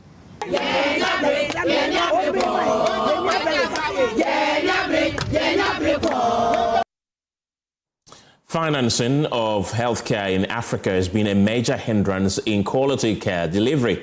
It has also affected implementation of health policies, resulting in delayed care, pressure on infrastructure, and out-of-stock medicines. The World Bank is stepping in to assist Western and Central African countries with funds to bridge the gap and also to attain universal health coverage by 2030. Anodame shares more details from the launch of the strategy Fit to Prosper, investing in health for jobs and development in Western and Central Africa. According to the World Bank, countries which invested in health security following the 2024 to 2026 Ebola outbreak fared better during COVID-19. Subsequent assessments has, however, indicated weakness in preparedness to detect and respond to health emergencies. The situation usually cripples the development of a country if not readily addressed. That is why they are pumping funds to aid some countries in Western and Central Africa to fix the issue affecting primary health care. Here is Vice President for People at the World Bank Group, Manta Mreti. We're talking about service-ready facilities, which have electricity, they have water, and very importantly, they have digital connectivity. That's number one. Number two, we're talking about diversified delivery platforms so that people can be reached wherever they are. And that means not just primary healthcare facilities, but reached through community health workers, reached through telemedicine, reached through schools. Third, we're talking about an expanded and a digitally enabled health workforce, because that is at the core of primary healthcare. Fourth, we're talking about service packages that are designed around each country's own domestic burden, not external financing priorities. This has been a bit of a reset that is being called for in the global health architecture. Fifth, we're talking about sustainable domestic financing because this is about taking responsibility for the health of one's own population. And sixth, and this is not to minimize the importance of this, we're talking about reliable access to affordable medicines, vaccines, diagnostics, and supplies. Chief of Staff Julius Debra charged African countries to ensure the strategies are implemented.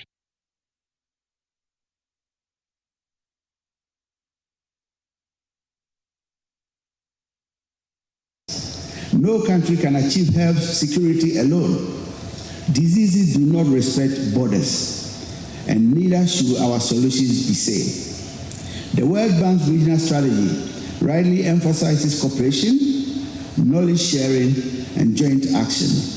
Ghana stands ready to play its part. We will continue to strengthen regional surveillance and emergency response systems, support local manufacturing of health products, and promote the exchange of knowledge and innovation across our region. Inferring to the strain the withdrawal of donor funds had on health services in Ghana, the sector minister, Kwabena Mintah-Kando, emphasized the country's quest to invest in domestic health financing.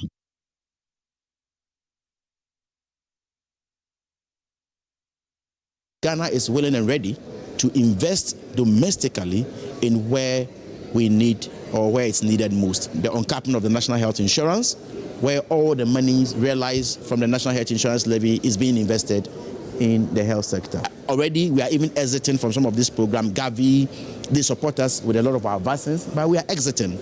Last year, for example, our budget for the vaccines stood around $24 million US. We had the money to invest in it. This year, our budget is around $49 million US. We are investing in it because it's public good. CEO of the Komfo-Anokye Teaching Hospital, Dr. Kwadwo Sabin, commended the inputs by the World Bank, emphasizing how effective they will be employed to boost healthcare delivery.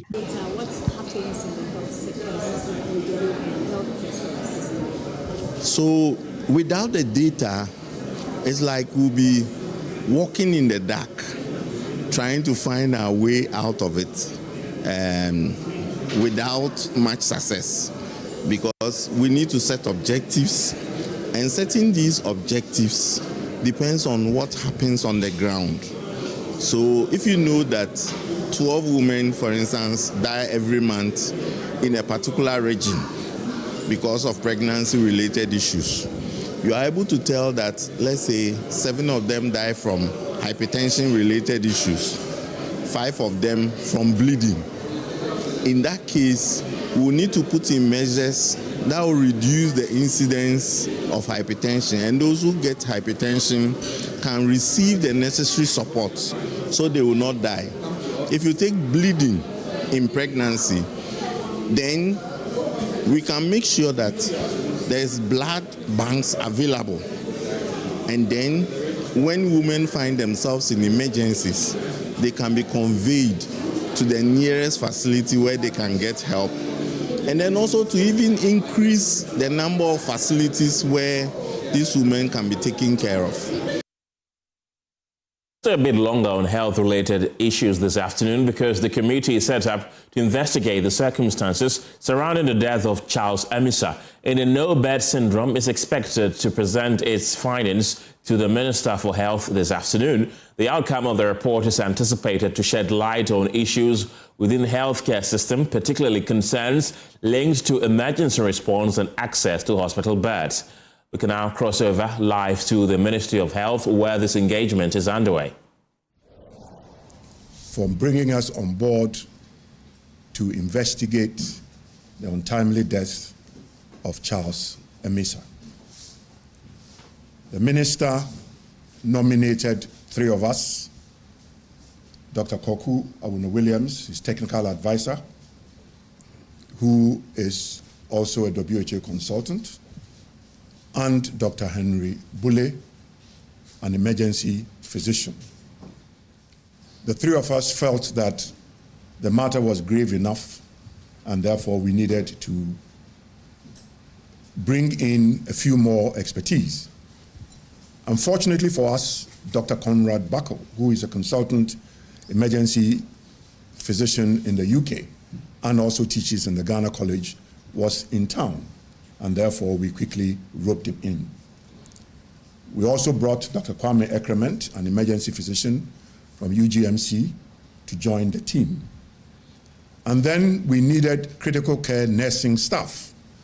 And so we brought Faustina Excel Adipa, who is a critical care nurse and the principal of the perioperative and critical nursing school in Kolebu, and Gertrude Nana Kunedu-Ajiman, who is a critical care nurse at UGMC. Of course, the head of legal, the Ministry of Health, was member secretary and was supported by Da Costa Osaya Jekum, who is the senior administrative manager. Can we have the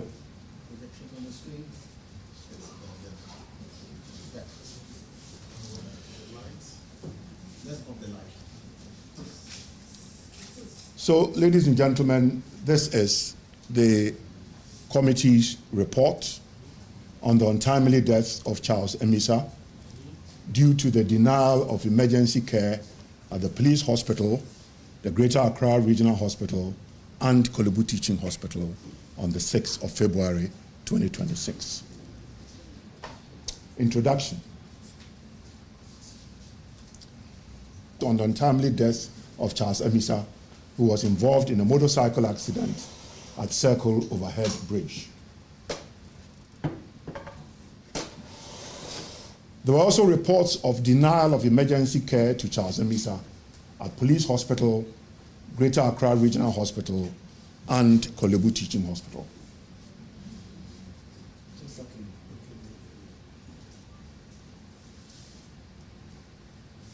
And on the 23rd of February 2026, the Honorable Minister for Health, Kwabena Minta Akando MP, constituted an investigation committee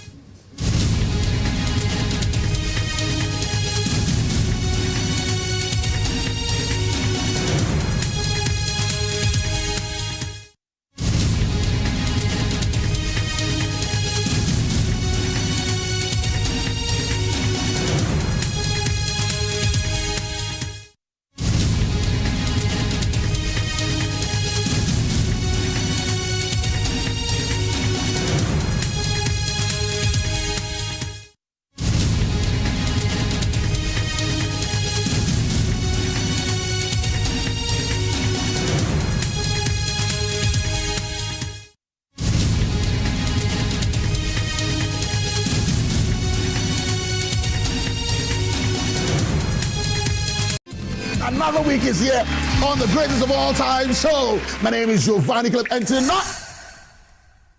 tonight we're bringing you talent. Contestant number 1, let's bring Baby Girl. Let's bring. You did it for you. Cut. Oh, there is a leakage. Where's the plumber? For quality and durability, insist on Syntex pipes. If you want quality, this be where you belong. Strong, tough, and reliable. Your perfect match to your trusted Syntex pipe. Syntex pipe, it dey carry water, no wahala. Syntex pipe, it dey make water dey flow. Syntex, you strong and you tough. Cadbury hot chocolate, crafted from cocoa, milk, and sugar. Creamy, chocolatey, frothy goodness, rich taste, so satisfying. Cadbury goodness, the treats you deserve every day. Hi, now let me share my one.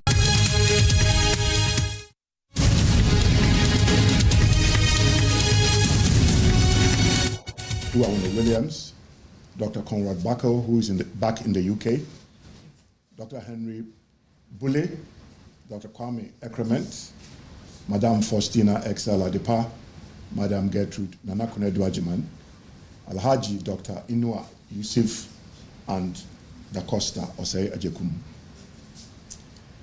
Now, the two objectives that were given to us precisely was to conduct a comprehensive and independent investigation into circumstances leading to the death of Charles Amissah, and also to conduct a comprehensive and independent investigation into circumstances leading to the alleged denial of emergency care to Charles Amissah at the police hospital, the Greater Accra Regional Hospital, and Kolebu Teaching Hospital.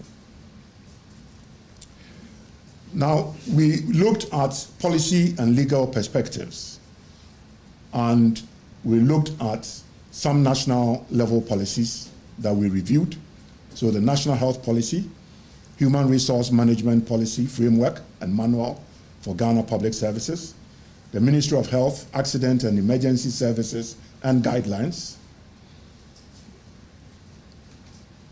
of course the 1992 Constitution, the Health Facilities and Regulatory Agency, the Patients Charter, the Health Professions Regulatory Bodies, Professional Bodies Registration, the National Ambulance Service, the National Blood Service, Health Insurance, and Health Financing. We looked at medical interventions in emergencies. And here we consulted the latest edition, the Advanced Trauma Life Support 11th edition 2026, that speaks to the XABCD algorithm, where X is the control of exsanguinating external hemorrhage. A looks at airway maintenance with cervical spine motion restriction. B for breathing and ventilation. C for circulation, hemorrhage control and management of shock. D for disability. E for exposure and environmental control. The approach to the inquiry. Honorable Minister, we visited the accident site, the Circle Overhead Ambulance Bay, the emergency departments of the Police Hospital, Greater Accra Regional Hospital, Kolebu Teaching Hospital, and we visited, for me, a newly discovered facility, the Ghana Armed Forces Critical Care and Emergency Hospital, and the emergency department of 37 Military Hospital. These are pictures of the sites. This was the Circle Overhead where the accident happened. We used the ambulance, we visited the actual ambulance that was used to move Charles Amissah, and we looked at it and looked at the equipment that were in the ambulance and what, mitigating circumstances there were. This is the new facility that we discovered around the Air Force Base. 37 military hospital accidents and emergency department, police hospital accidents and emergency department, and Kolebu Teaching Hospital accidents and emergency. We needed to do these site visits to virtually, follow through on the emergency procedures in order to see whether there were any, problems there. And then, of course, the Greater Accra Regional Hospital, Ridge Hospital Accidents and Emergency Department. Now, this inquiry, we had meetings with National Ambulance staff, the police hospital, management, and those who were on duty, the Greater Accra Regional Hospital, management, and those who were on duty. And so the ambulance crew, the emergency medical technicians, Dr. Anne-Marie Kudowo, medical officer at Police Hospital, Dr. Nina Naomi Ejram Adotevi, senior medical officer at the Greater Accra Regional Hospital, Ms. Akosia Texan, triage nurse at the Greater Accra Regional Hospital, Dr. Ida Durant, an emergency specialist at Kolebu Teaching Hospital, Dr. Genevieve Aja, an emergency doctor at Kolebu Teaching Hospital, Ms. Joy Daisy Nelson, senior triage nurse, Kolebu Teaching Hospital, Ms. Salamatu Alhassan Edu, staff triage nurse at Kolebu Teaching Hospital, and Dr. Kwesi Sobre Nkrumah, a medical officer at Kolebu Teaching Hospital, and Dr. Blankson Abuaje, the pathologist who presented the autopsy report. We also had consultative meetings with public institutions, the National Ambulance Service, the management of Police Hospital, the management of Greater Accra Regional Hospital, the management of Kolebu Teaching Hospital, the Health Facilities Regulatory Agency, HEFRA, St. John Ambulance Service, the Medical and Dental Council, Ghana Police Motor Traffic and Transport Directorate, MTTD, and National Pensions and Regulatory Authority. We also consulted with the Social Security and National Insurance Trust, SNICS, the National Insurance Commission, the Ghana Health Service, the Health Promotion Division of Ghana Health Service, the Nurses and Midwives Wifery Council, Ghana College of Physicians and Surgeons, Faculty of Emergency Medicine of the Ghana College of Physicians and Surgeons, the National Blood Service, the Christian Health Association of Ghana. We also consulted the professional bodies, the Ghana Medical Association, Ghana Registered Nurses and Midwives Association, Ghana Physicians Assistants Association, Ghana Association of Quasi-Government Institutions, the Society of Private Medical and Dental Practitioners, the Ghana Journalists Association, the Emergency Medical Technicians Association of Ghana, and a Health and Development Consortium. We also had feedback.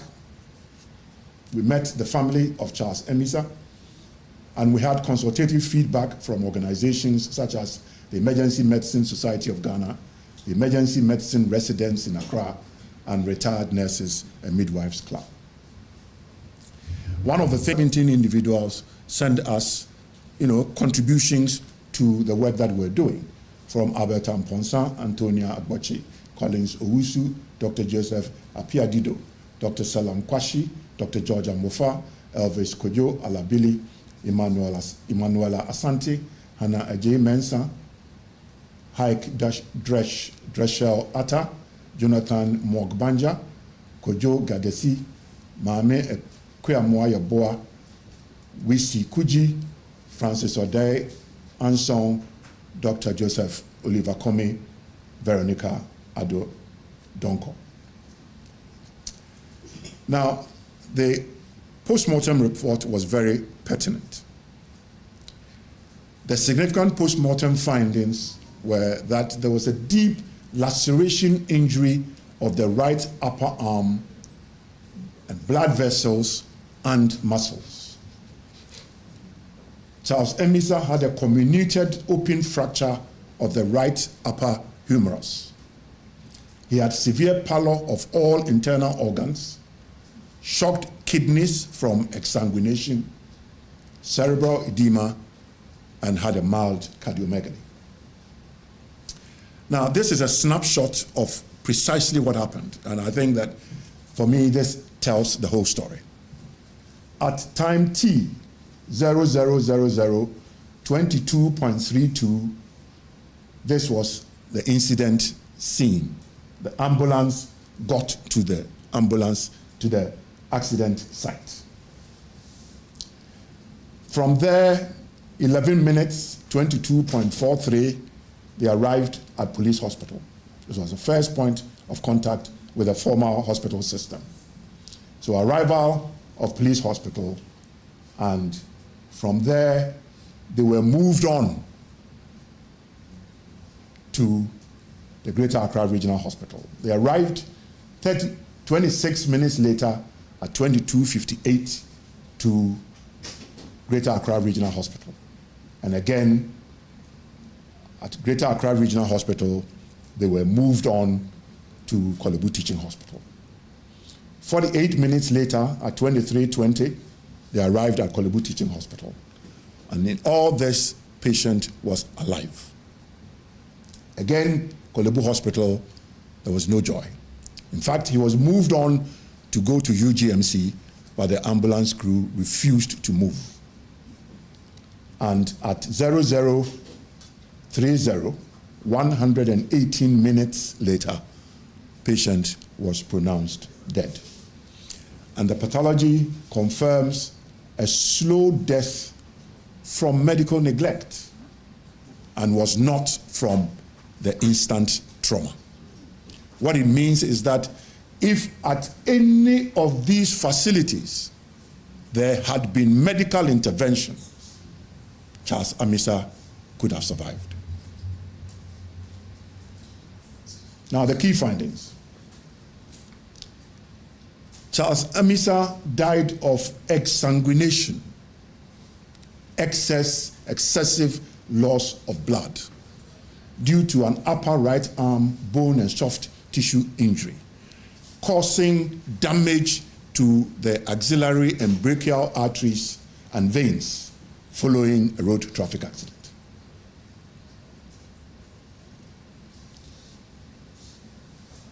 Death of Charles Amissah could have been avoided by medical intervention at the police hospital, the Greater Accra Regional Hospital, or Kolebu Teaching Hospital. If the ambulance crew had applied compression on the laceration and packed the deep wound prior to transportation, they could have stopped the bleeding. They could also have administered intravenous fluids in the ambulance whilst moving. That would have restored the blood volume. And if in the hospitals they had either given intravenous fluids or whole blood, either in police, the Greater Accra Regional Hospital, or Kolebu Teaching Hospital, they would have maintained life. Now, there were key findings related to the National Ambulance Service. We discovered that there was lack of documentation of critical vital signs of the patient. When they got there, they were able to take the blood pressure, they were able to take the SpO2, that's the oxygen content in the blood. But beyond that, there was very little that they could do. And it was because if you looked at the ambulance itself had equipment that were stationary. And unfortunately, the BP cuff got torn, and therefore it was difficult for them to take the vital signs. One of the other things was that there was lack of formal handing over procedure. I mean, if you go with an ambulance crew, you identify yourself, EMT, Ajimambedu Akosa, I have a patient, XYZ, and you're handing over to who? So all that becomes part of the documentation of both the National Ambulance Service and the receiving hospitals. But there was nothing like that. Lack of proper chain of command interaction. Again, you got there to the hospital and the front person could even say, the place is full, so move on. There was no proper chain of command. Let's move on. Key findings related to the police hospital. Ambulance arrived at the hospital with the patient alive. Hospital failed to triage the patient and initiate stabilizing interventions. Ambulance moved with the patient out of hospital after 11 minutes. At the Greater Accra Regional Hospital, ambulance arrived at hospital with patient alive. It's important that we state all these things, because at the time they got to the hospital, patient was alive. Hospital failed to triage the patient and initiate stabilizing interventions. Ambulance moved with the patient out of the hospital after 70 minutes. And you can refer to that snapshot, 118 minutes referral anomaly. In Korle Bu Teaching Hospital, ambulance arrived at the hospital with the patient alive. Hospital failed to triage the patient and initiate stabilizing interventions. Ambulance crew was redirected to from Korle Bu Teaching Hospital to UGMC, but they refused. Patient died in the ambulance in about 70 minutes while in hospital. Key findings in respect of the ambulance crew. There was inconsistency in the taking and reporting of vital signs of the patient. And the emergency medical technicians lacked basic life support, advanced cardiac life support, and advanced trauma life support. In other words, they were just carriers, really, and could not, without these skills, maintain life whilst in the ambulance. Key findings in respect of the professionals. Dr. Anne-Marie Kudowo failed to exercise ethical and professional judgment prudently by not attending to Charles Amissah in a life-threatening condition at Police Hospital, leading to his death later from severe loss of blood. And she was untruthful to the committee. Dr. Nina Naomi Ejram Adotevi failed to exercise ethical and professional judgment prudently by not attending to Charles Amissah in a life-threatening condition at Greater Accra Regional Hospital, leading to his death later from severe loss of blood. Dr. Ida Durant failed to exercise ethical and professional judgment prudently by not attending to Charles Amissah in a life-threatening condition at Korle Bu Teaching Hospital, leading to his death later from severe loss of blood. Dr. Genevieve Ajar failed to exercise ethical and professional judgment prudently by not attending to Charles Amissah in a life-threatening condition at Korle Bu Teaching Hospital, leading to his death later from severe loss of blood. Ms. Akosua B. Texan failed to exercise ethical and professional judgment prudently by not attending to Charles Amissah in a life-threatening condition at Greater Accra Regional Hospital, leading to his death later from severe loss of blood. Ms. Joy Daisy Nelson failed to exercise ethical and professional judgment prudently by not attending to Charles Amissah in a life-threatening condition at Korle Bu Teaching Hospital, leading to his death later from severe loss of blood. Ms. Salamatu Alhassan Edu failed to exercise ethical and professional judgment prudently by not attending to Charles Amissah in a life-threatening condition at Korle Bu Teaching Hospital, leading to his death later loss of blood. Conclusions.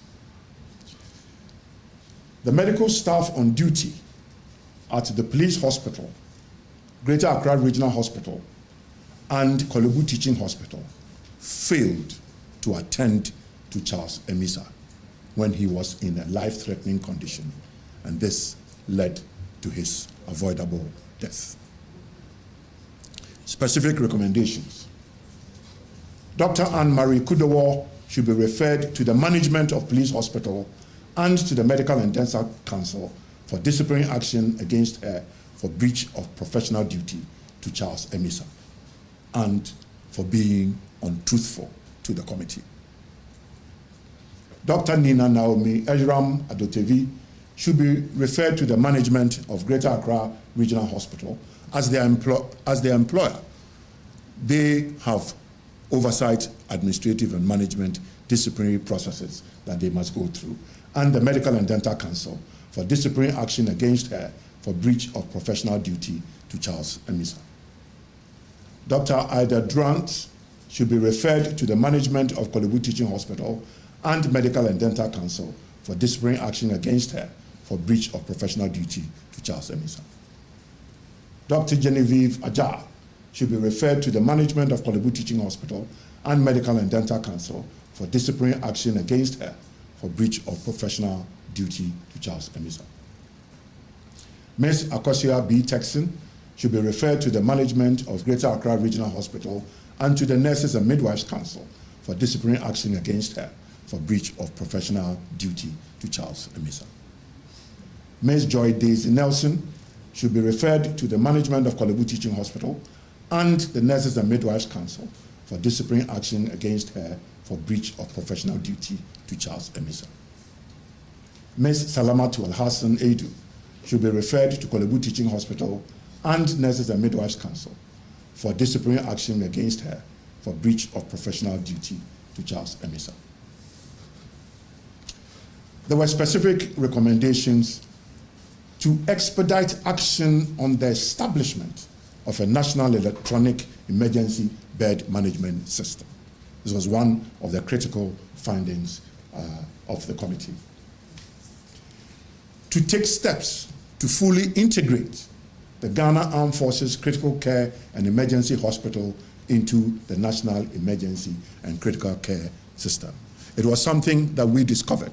It has a 150-bed capacity with an ICU, an intensive care unit, and we felt that this is a national asset that should be brought into the National Emergency and Critical Care System. Ensure compulsory triaging of all patients brought to all healthcare facilities in a state of emergency across the country. And by all healthcare facilities, we're looking at both public and private healthcare facilities. Establish a national emergency care fund to enable emergency care for the first 24 hours in public and private healthcare facilities across the country. What this means is that if you are picked up anywhere, then you are moved to the nearest hospital for stabilization, whether it's private, whether it's public. And for the private sector, one of their problems was, of course, reimbursement. And that is why we felt there's a need to establish this National Emergency Care Fund, in addition to what National Health Insurance does and what the National Insurance Commission does to facilitate, to expedite action on legislation for public and private health care facilities to prioritize life-threatening cases and ensure stabilizing interventions for patients in need of emergency care across the country. Ensure basic life support. And I just want to refer to all of you journalists here. I don't believe any of you know what basic life support is. If anybody collapses here, or even in the Ghana Journalists Association Forum, who can step and go and make sure that that person survives? It is important that basic life support and advanced cardiac life support, basic life support for the general public, but at least basic life support, advanced cardiac life support training for all health workers, pupils, students, and the general public. You can be a health worker, not necessarily a doctor, but if you work in a hospital and somebody collapses right in front of you and you cannot even do first aid, I think that is despicable. This is something that must happen, and we must put a time limit to it so that everybody gets properly trained. Establish a national governance and management system for emergency care to ensure implementation of all the game-changing interventions in public and private healthcare facilities across the board. This is not the first time such an incident has happened. We do not want a report that will, just, I don't know, just become shelf-bound without any proper realization. And we believe that we should be able to implement all the game-changing findings. This is it, and the committee wishes to express our profound gratitude to the Honorable Minister for Health, Kwabena Akufo-Addo, MP, for the trust and confidence reposed in us. Thank you very much.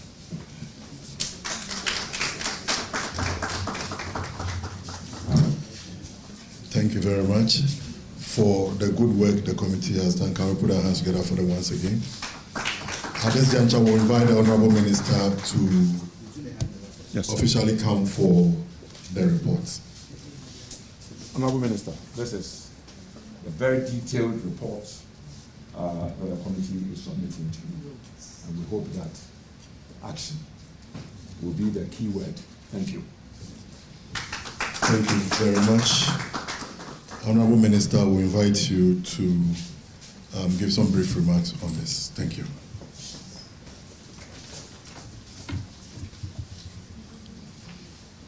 Yeah, at this point, may I request that we all be upstanding to observe 1 minute silence in honor of our brother Charles Amissah.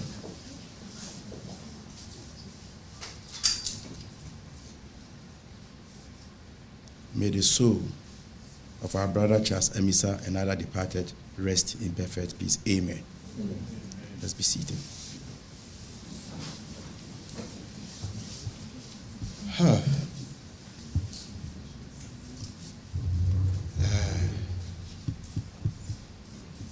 The very background of this exercise has eloquently been stated by the Venerable Professor Badu Akosa.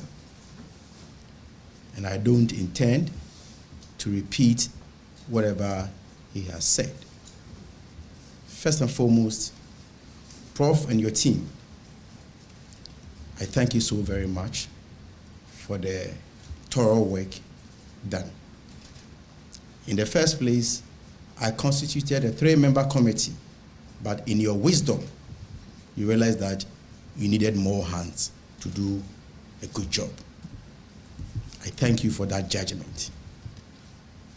And just to assure you that the details of the report, especially the recommendations, will be implemented to the letter. Ladies and gentlemen, on the 23rd of February, when I constituted a committee chaired by the Venerable Professor Badu Akosa, I promised the good people of this country that when the report is ready, we'll publish the report. Here we are making the report available to every Ghanaian. Promise fulfilled. But that is not the most important aspect. As Professor stated, the most important aspect is for us to be able to avoid the avoidable deaths we have witnessed. And therefore, without wasting much time, I want to accordingly direct my chief director, the chief director of the Ministry of Health, to write to the following people, the following health professionals, and their hospitals, and their regulators, that disciplinary actions be taken against them. 1, Dr. Anne-Marie Kudo should be referred to the police hospital and the Medical and Dental Council with immediate effect. Dr. Nina Naomi Iram, the Greater Accra Regional Hospital, and the Medical and Dental Council. Dr. Ida Drant be referred to Kolebu Teaching Hospital and the Medical and Dental Council. I understand some of these facilities have already started disciplinary actions against some of these people, and I'll urge them to expedite action on them and their respective regulators must also do same. Dr. Genevieve Aja must also be referred to Kolebu Teaching Hospital and Medical and Dental Council. Ms. Akosia B. Texan must be referred to the Greater Accra Regional Hospital and then NMC. Ms. Joy Daisy Nelson, Kolebu Teaching Hospital and NMC. Ms. Salamatu Ahasan Bedu must also be referred to Kolebu Teaching Hospital and NMC.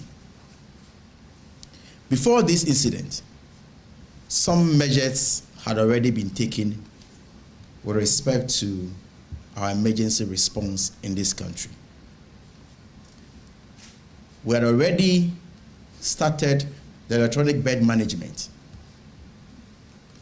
And so at that point, we're doing the barcoding and the inventory taking of all beds, beginning or piloting with the regional hospitals and the teaching hospitals.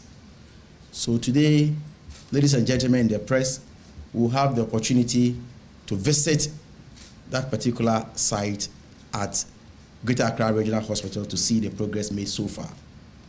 That is an action the professor was talking about.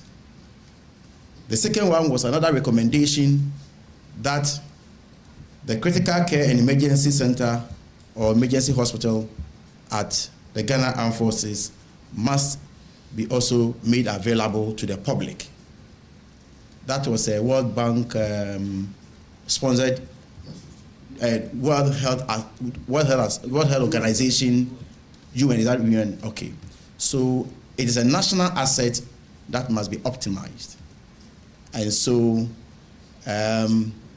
His Excellency the President has directed that that must also be made available to every Ghanaian. And so from here, with the press, we'll go there and inspect the nature of that particular facility. And if there's a need for us to beef anything up, we'll do so accordingly. With these few words, I want to repeat and assure the committee that your work will not be in vain. We'll endeavor to implement all the recommendations in the best interest of Mother Ghana. I thank you so very much for the opportunity. Thank you very much, Honorable Minister. Colleague media, we are grateful for this opportunity. We'll go to Bemakam. From Bemakam, we'll come back to Ridge Hospital to inspect these.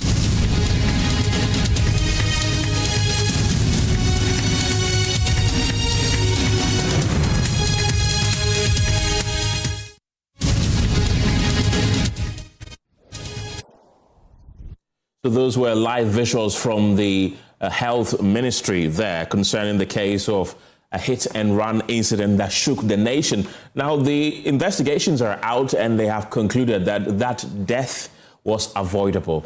Let's now turn our attention to the family of the deceased. And I've been joined on Zoom by the sister of Charles Amissah, Dr. Matilda Amissah, who has been at the forefront of seeking justice and reforms following her brother's death. Dr. Amissah, thank you very much for joining me this afternoon.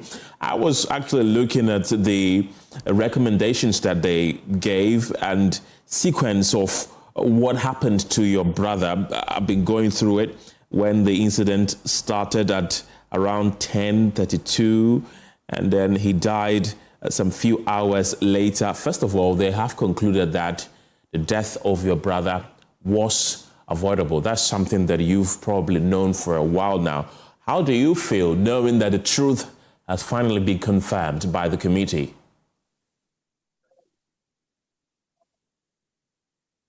Thank you very much for the opportunity you have given me, and I thank everyone for being with us and supporting us. It's just like a bruise again, but we are grateful.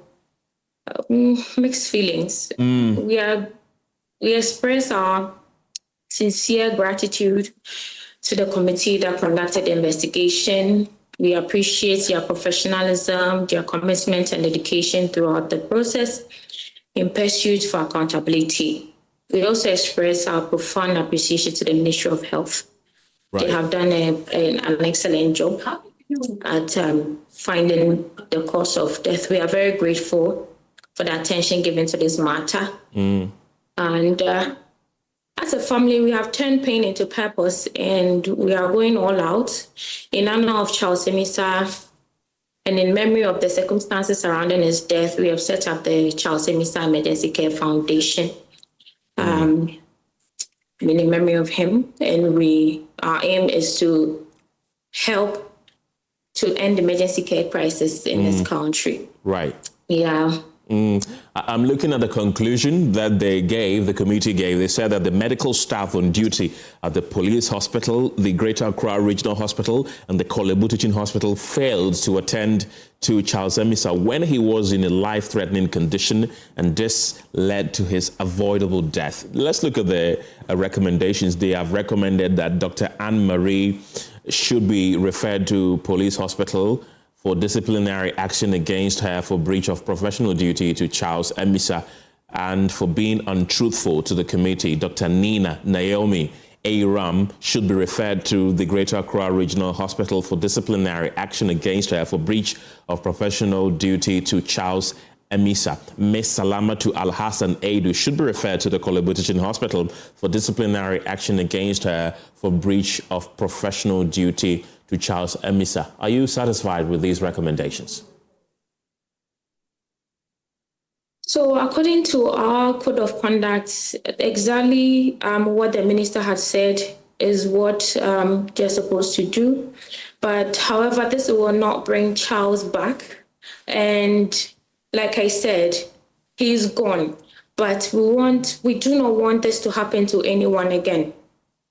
As looking back, we would have to prevent these kind of deaths from occurring and not usually set up a committee when the death has already occurred. So I think that it's a step in the right direction, but it will not bring Charles Amissah back to us.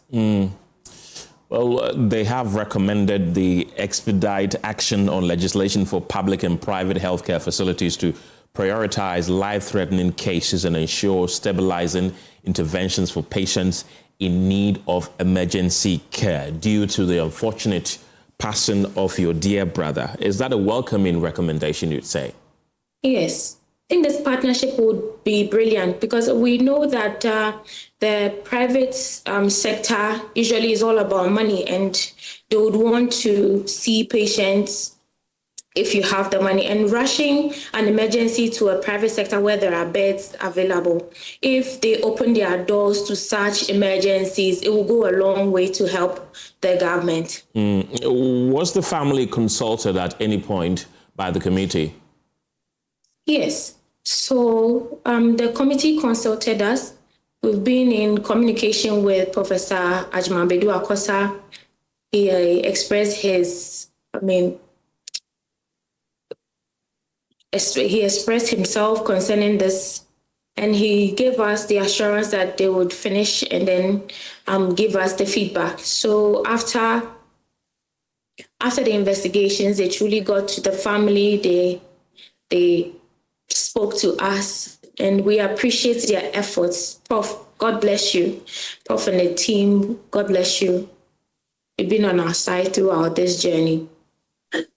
And then the key findings were that he died of exsanguination, which is excessive loss of blood due to right upper arm bone and soft tissue injuries, causing damage to axillary and branchial arteries and veins following the road traffic accident. Yes. That is very sad. Exactly. So exsanguination is something that can kill within minutes. And he lost his golden 1 hour to be saved. And I've also thought about it several times, but it's only God that knows best. And I'm hoping that this will be the end of such a tragedy. So we would partner with whoever the Ministry of Health, all the stakeholders with Charles Amissah Foundation to make sure that we improve our referral systems and our emergency response, so that at the end, we can say that, Ghana has ended this crisis. It's a tough thing to do. Hearing from major stakeholders is very tough to do, but it's doable. Beyond the disciplinary actions that they have been referred to, the key medical practitioners who have been named in this report, is the family going to take any action against them, maybe? For now, we haven't discussed anything of that sort yet. But since now that the report is out, I'm actually at work at the moment. Right. Yes, and throughout the process, I've been on duty. So we'll talk together again and see. Right.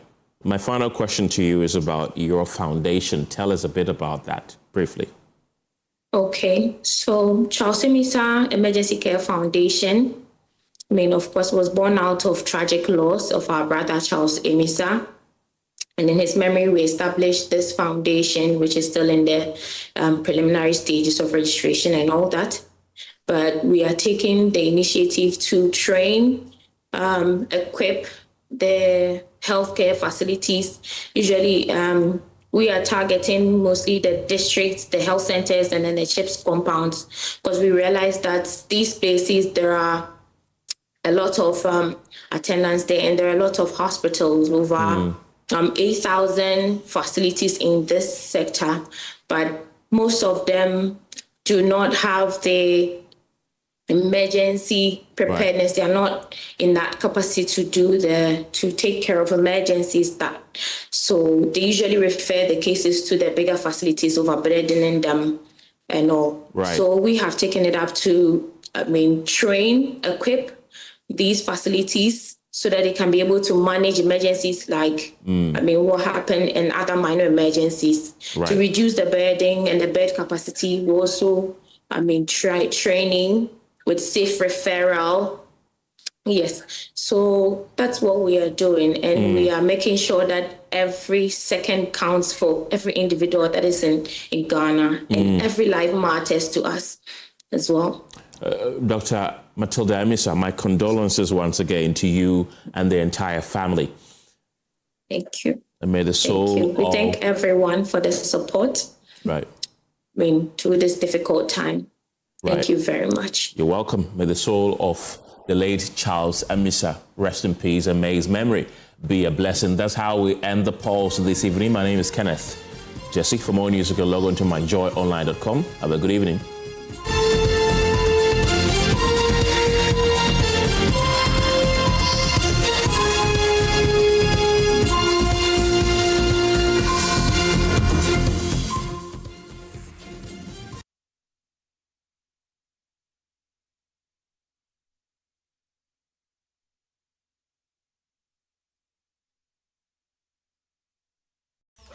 Now let me share my wildlife experience with you at Safari Valley Eco Park.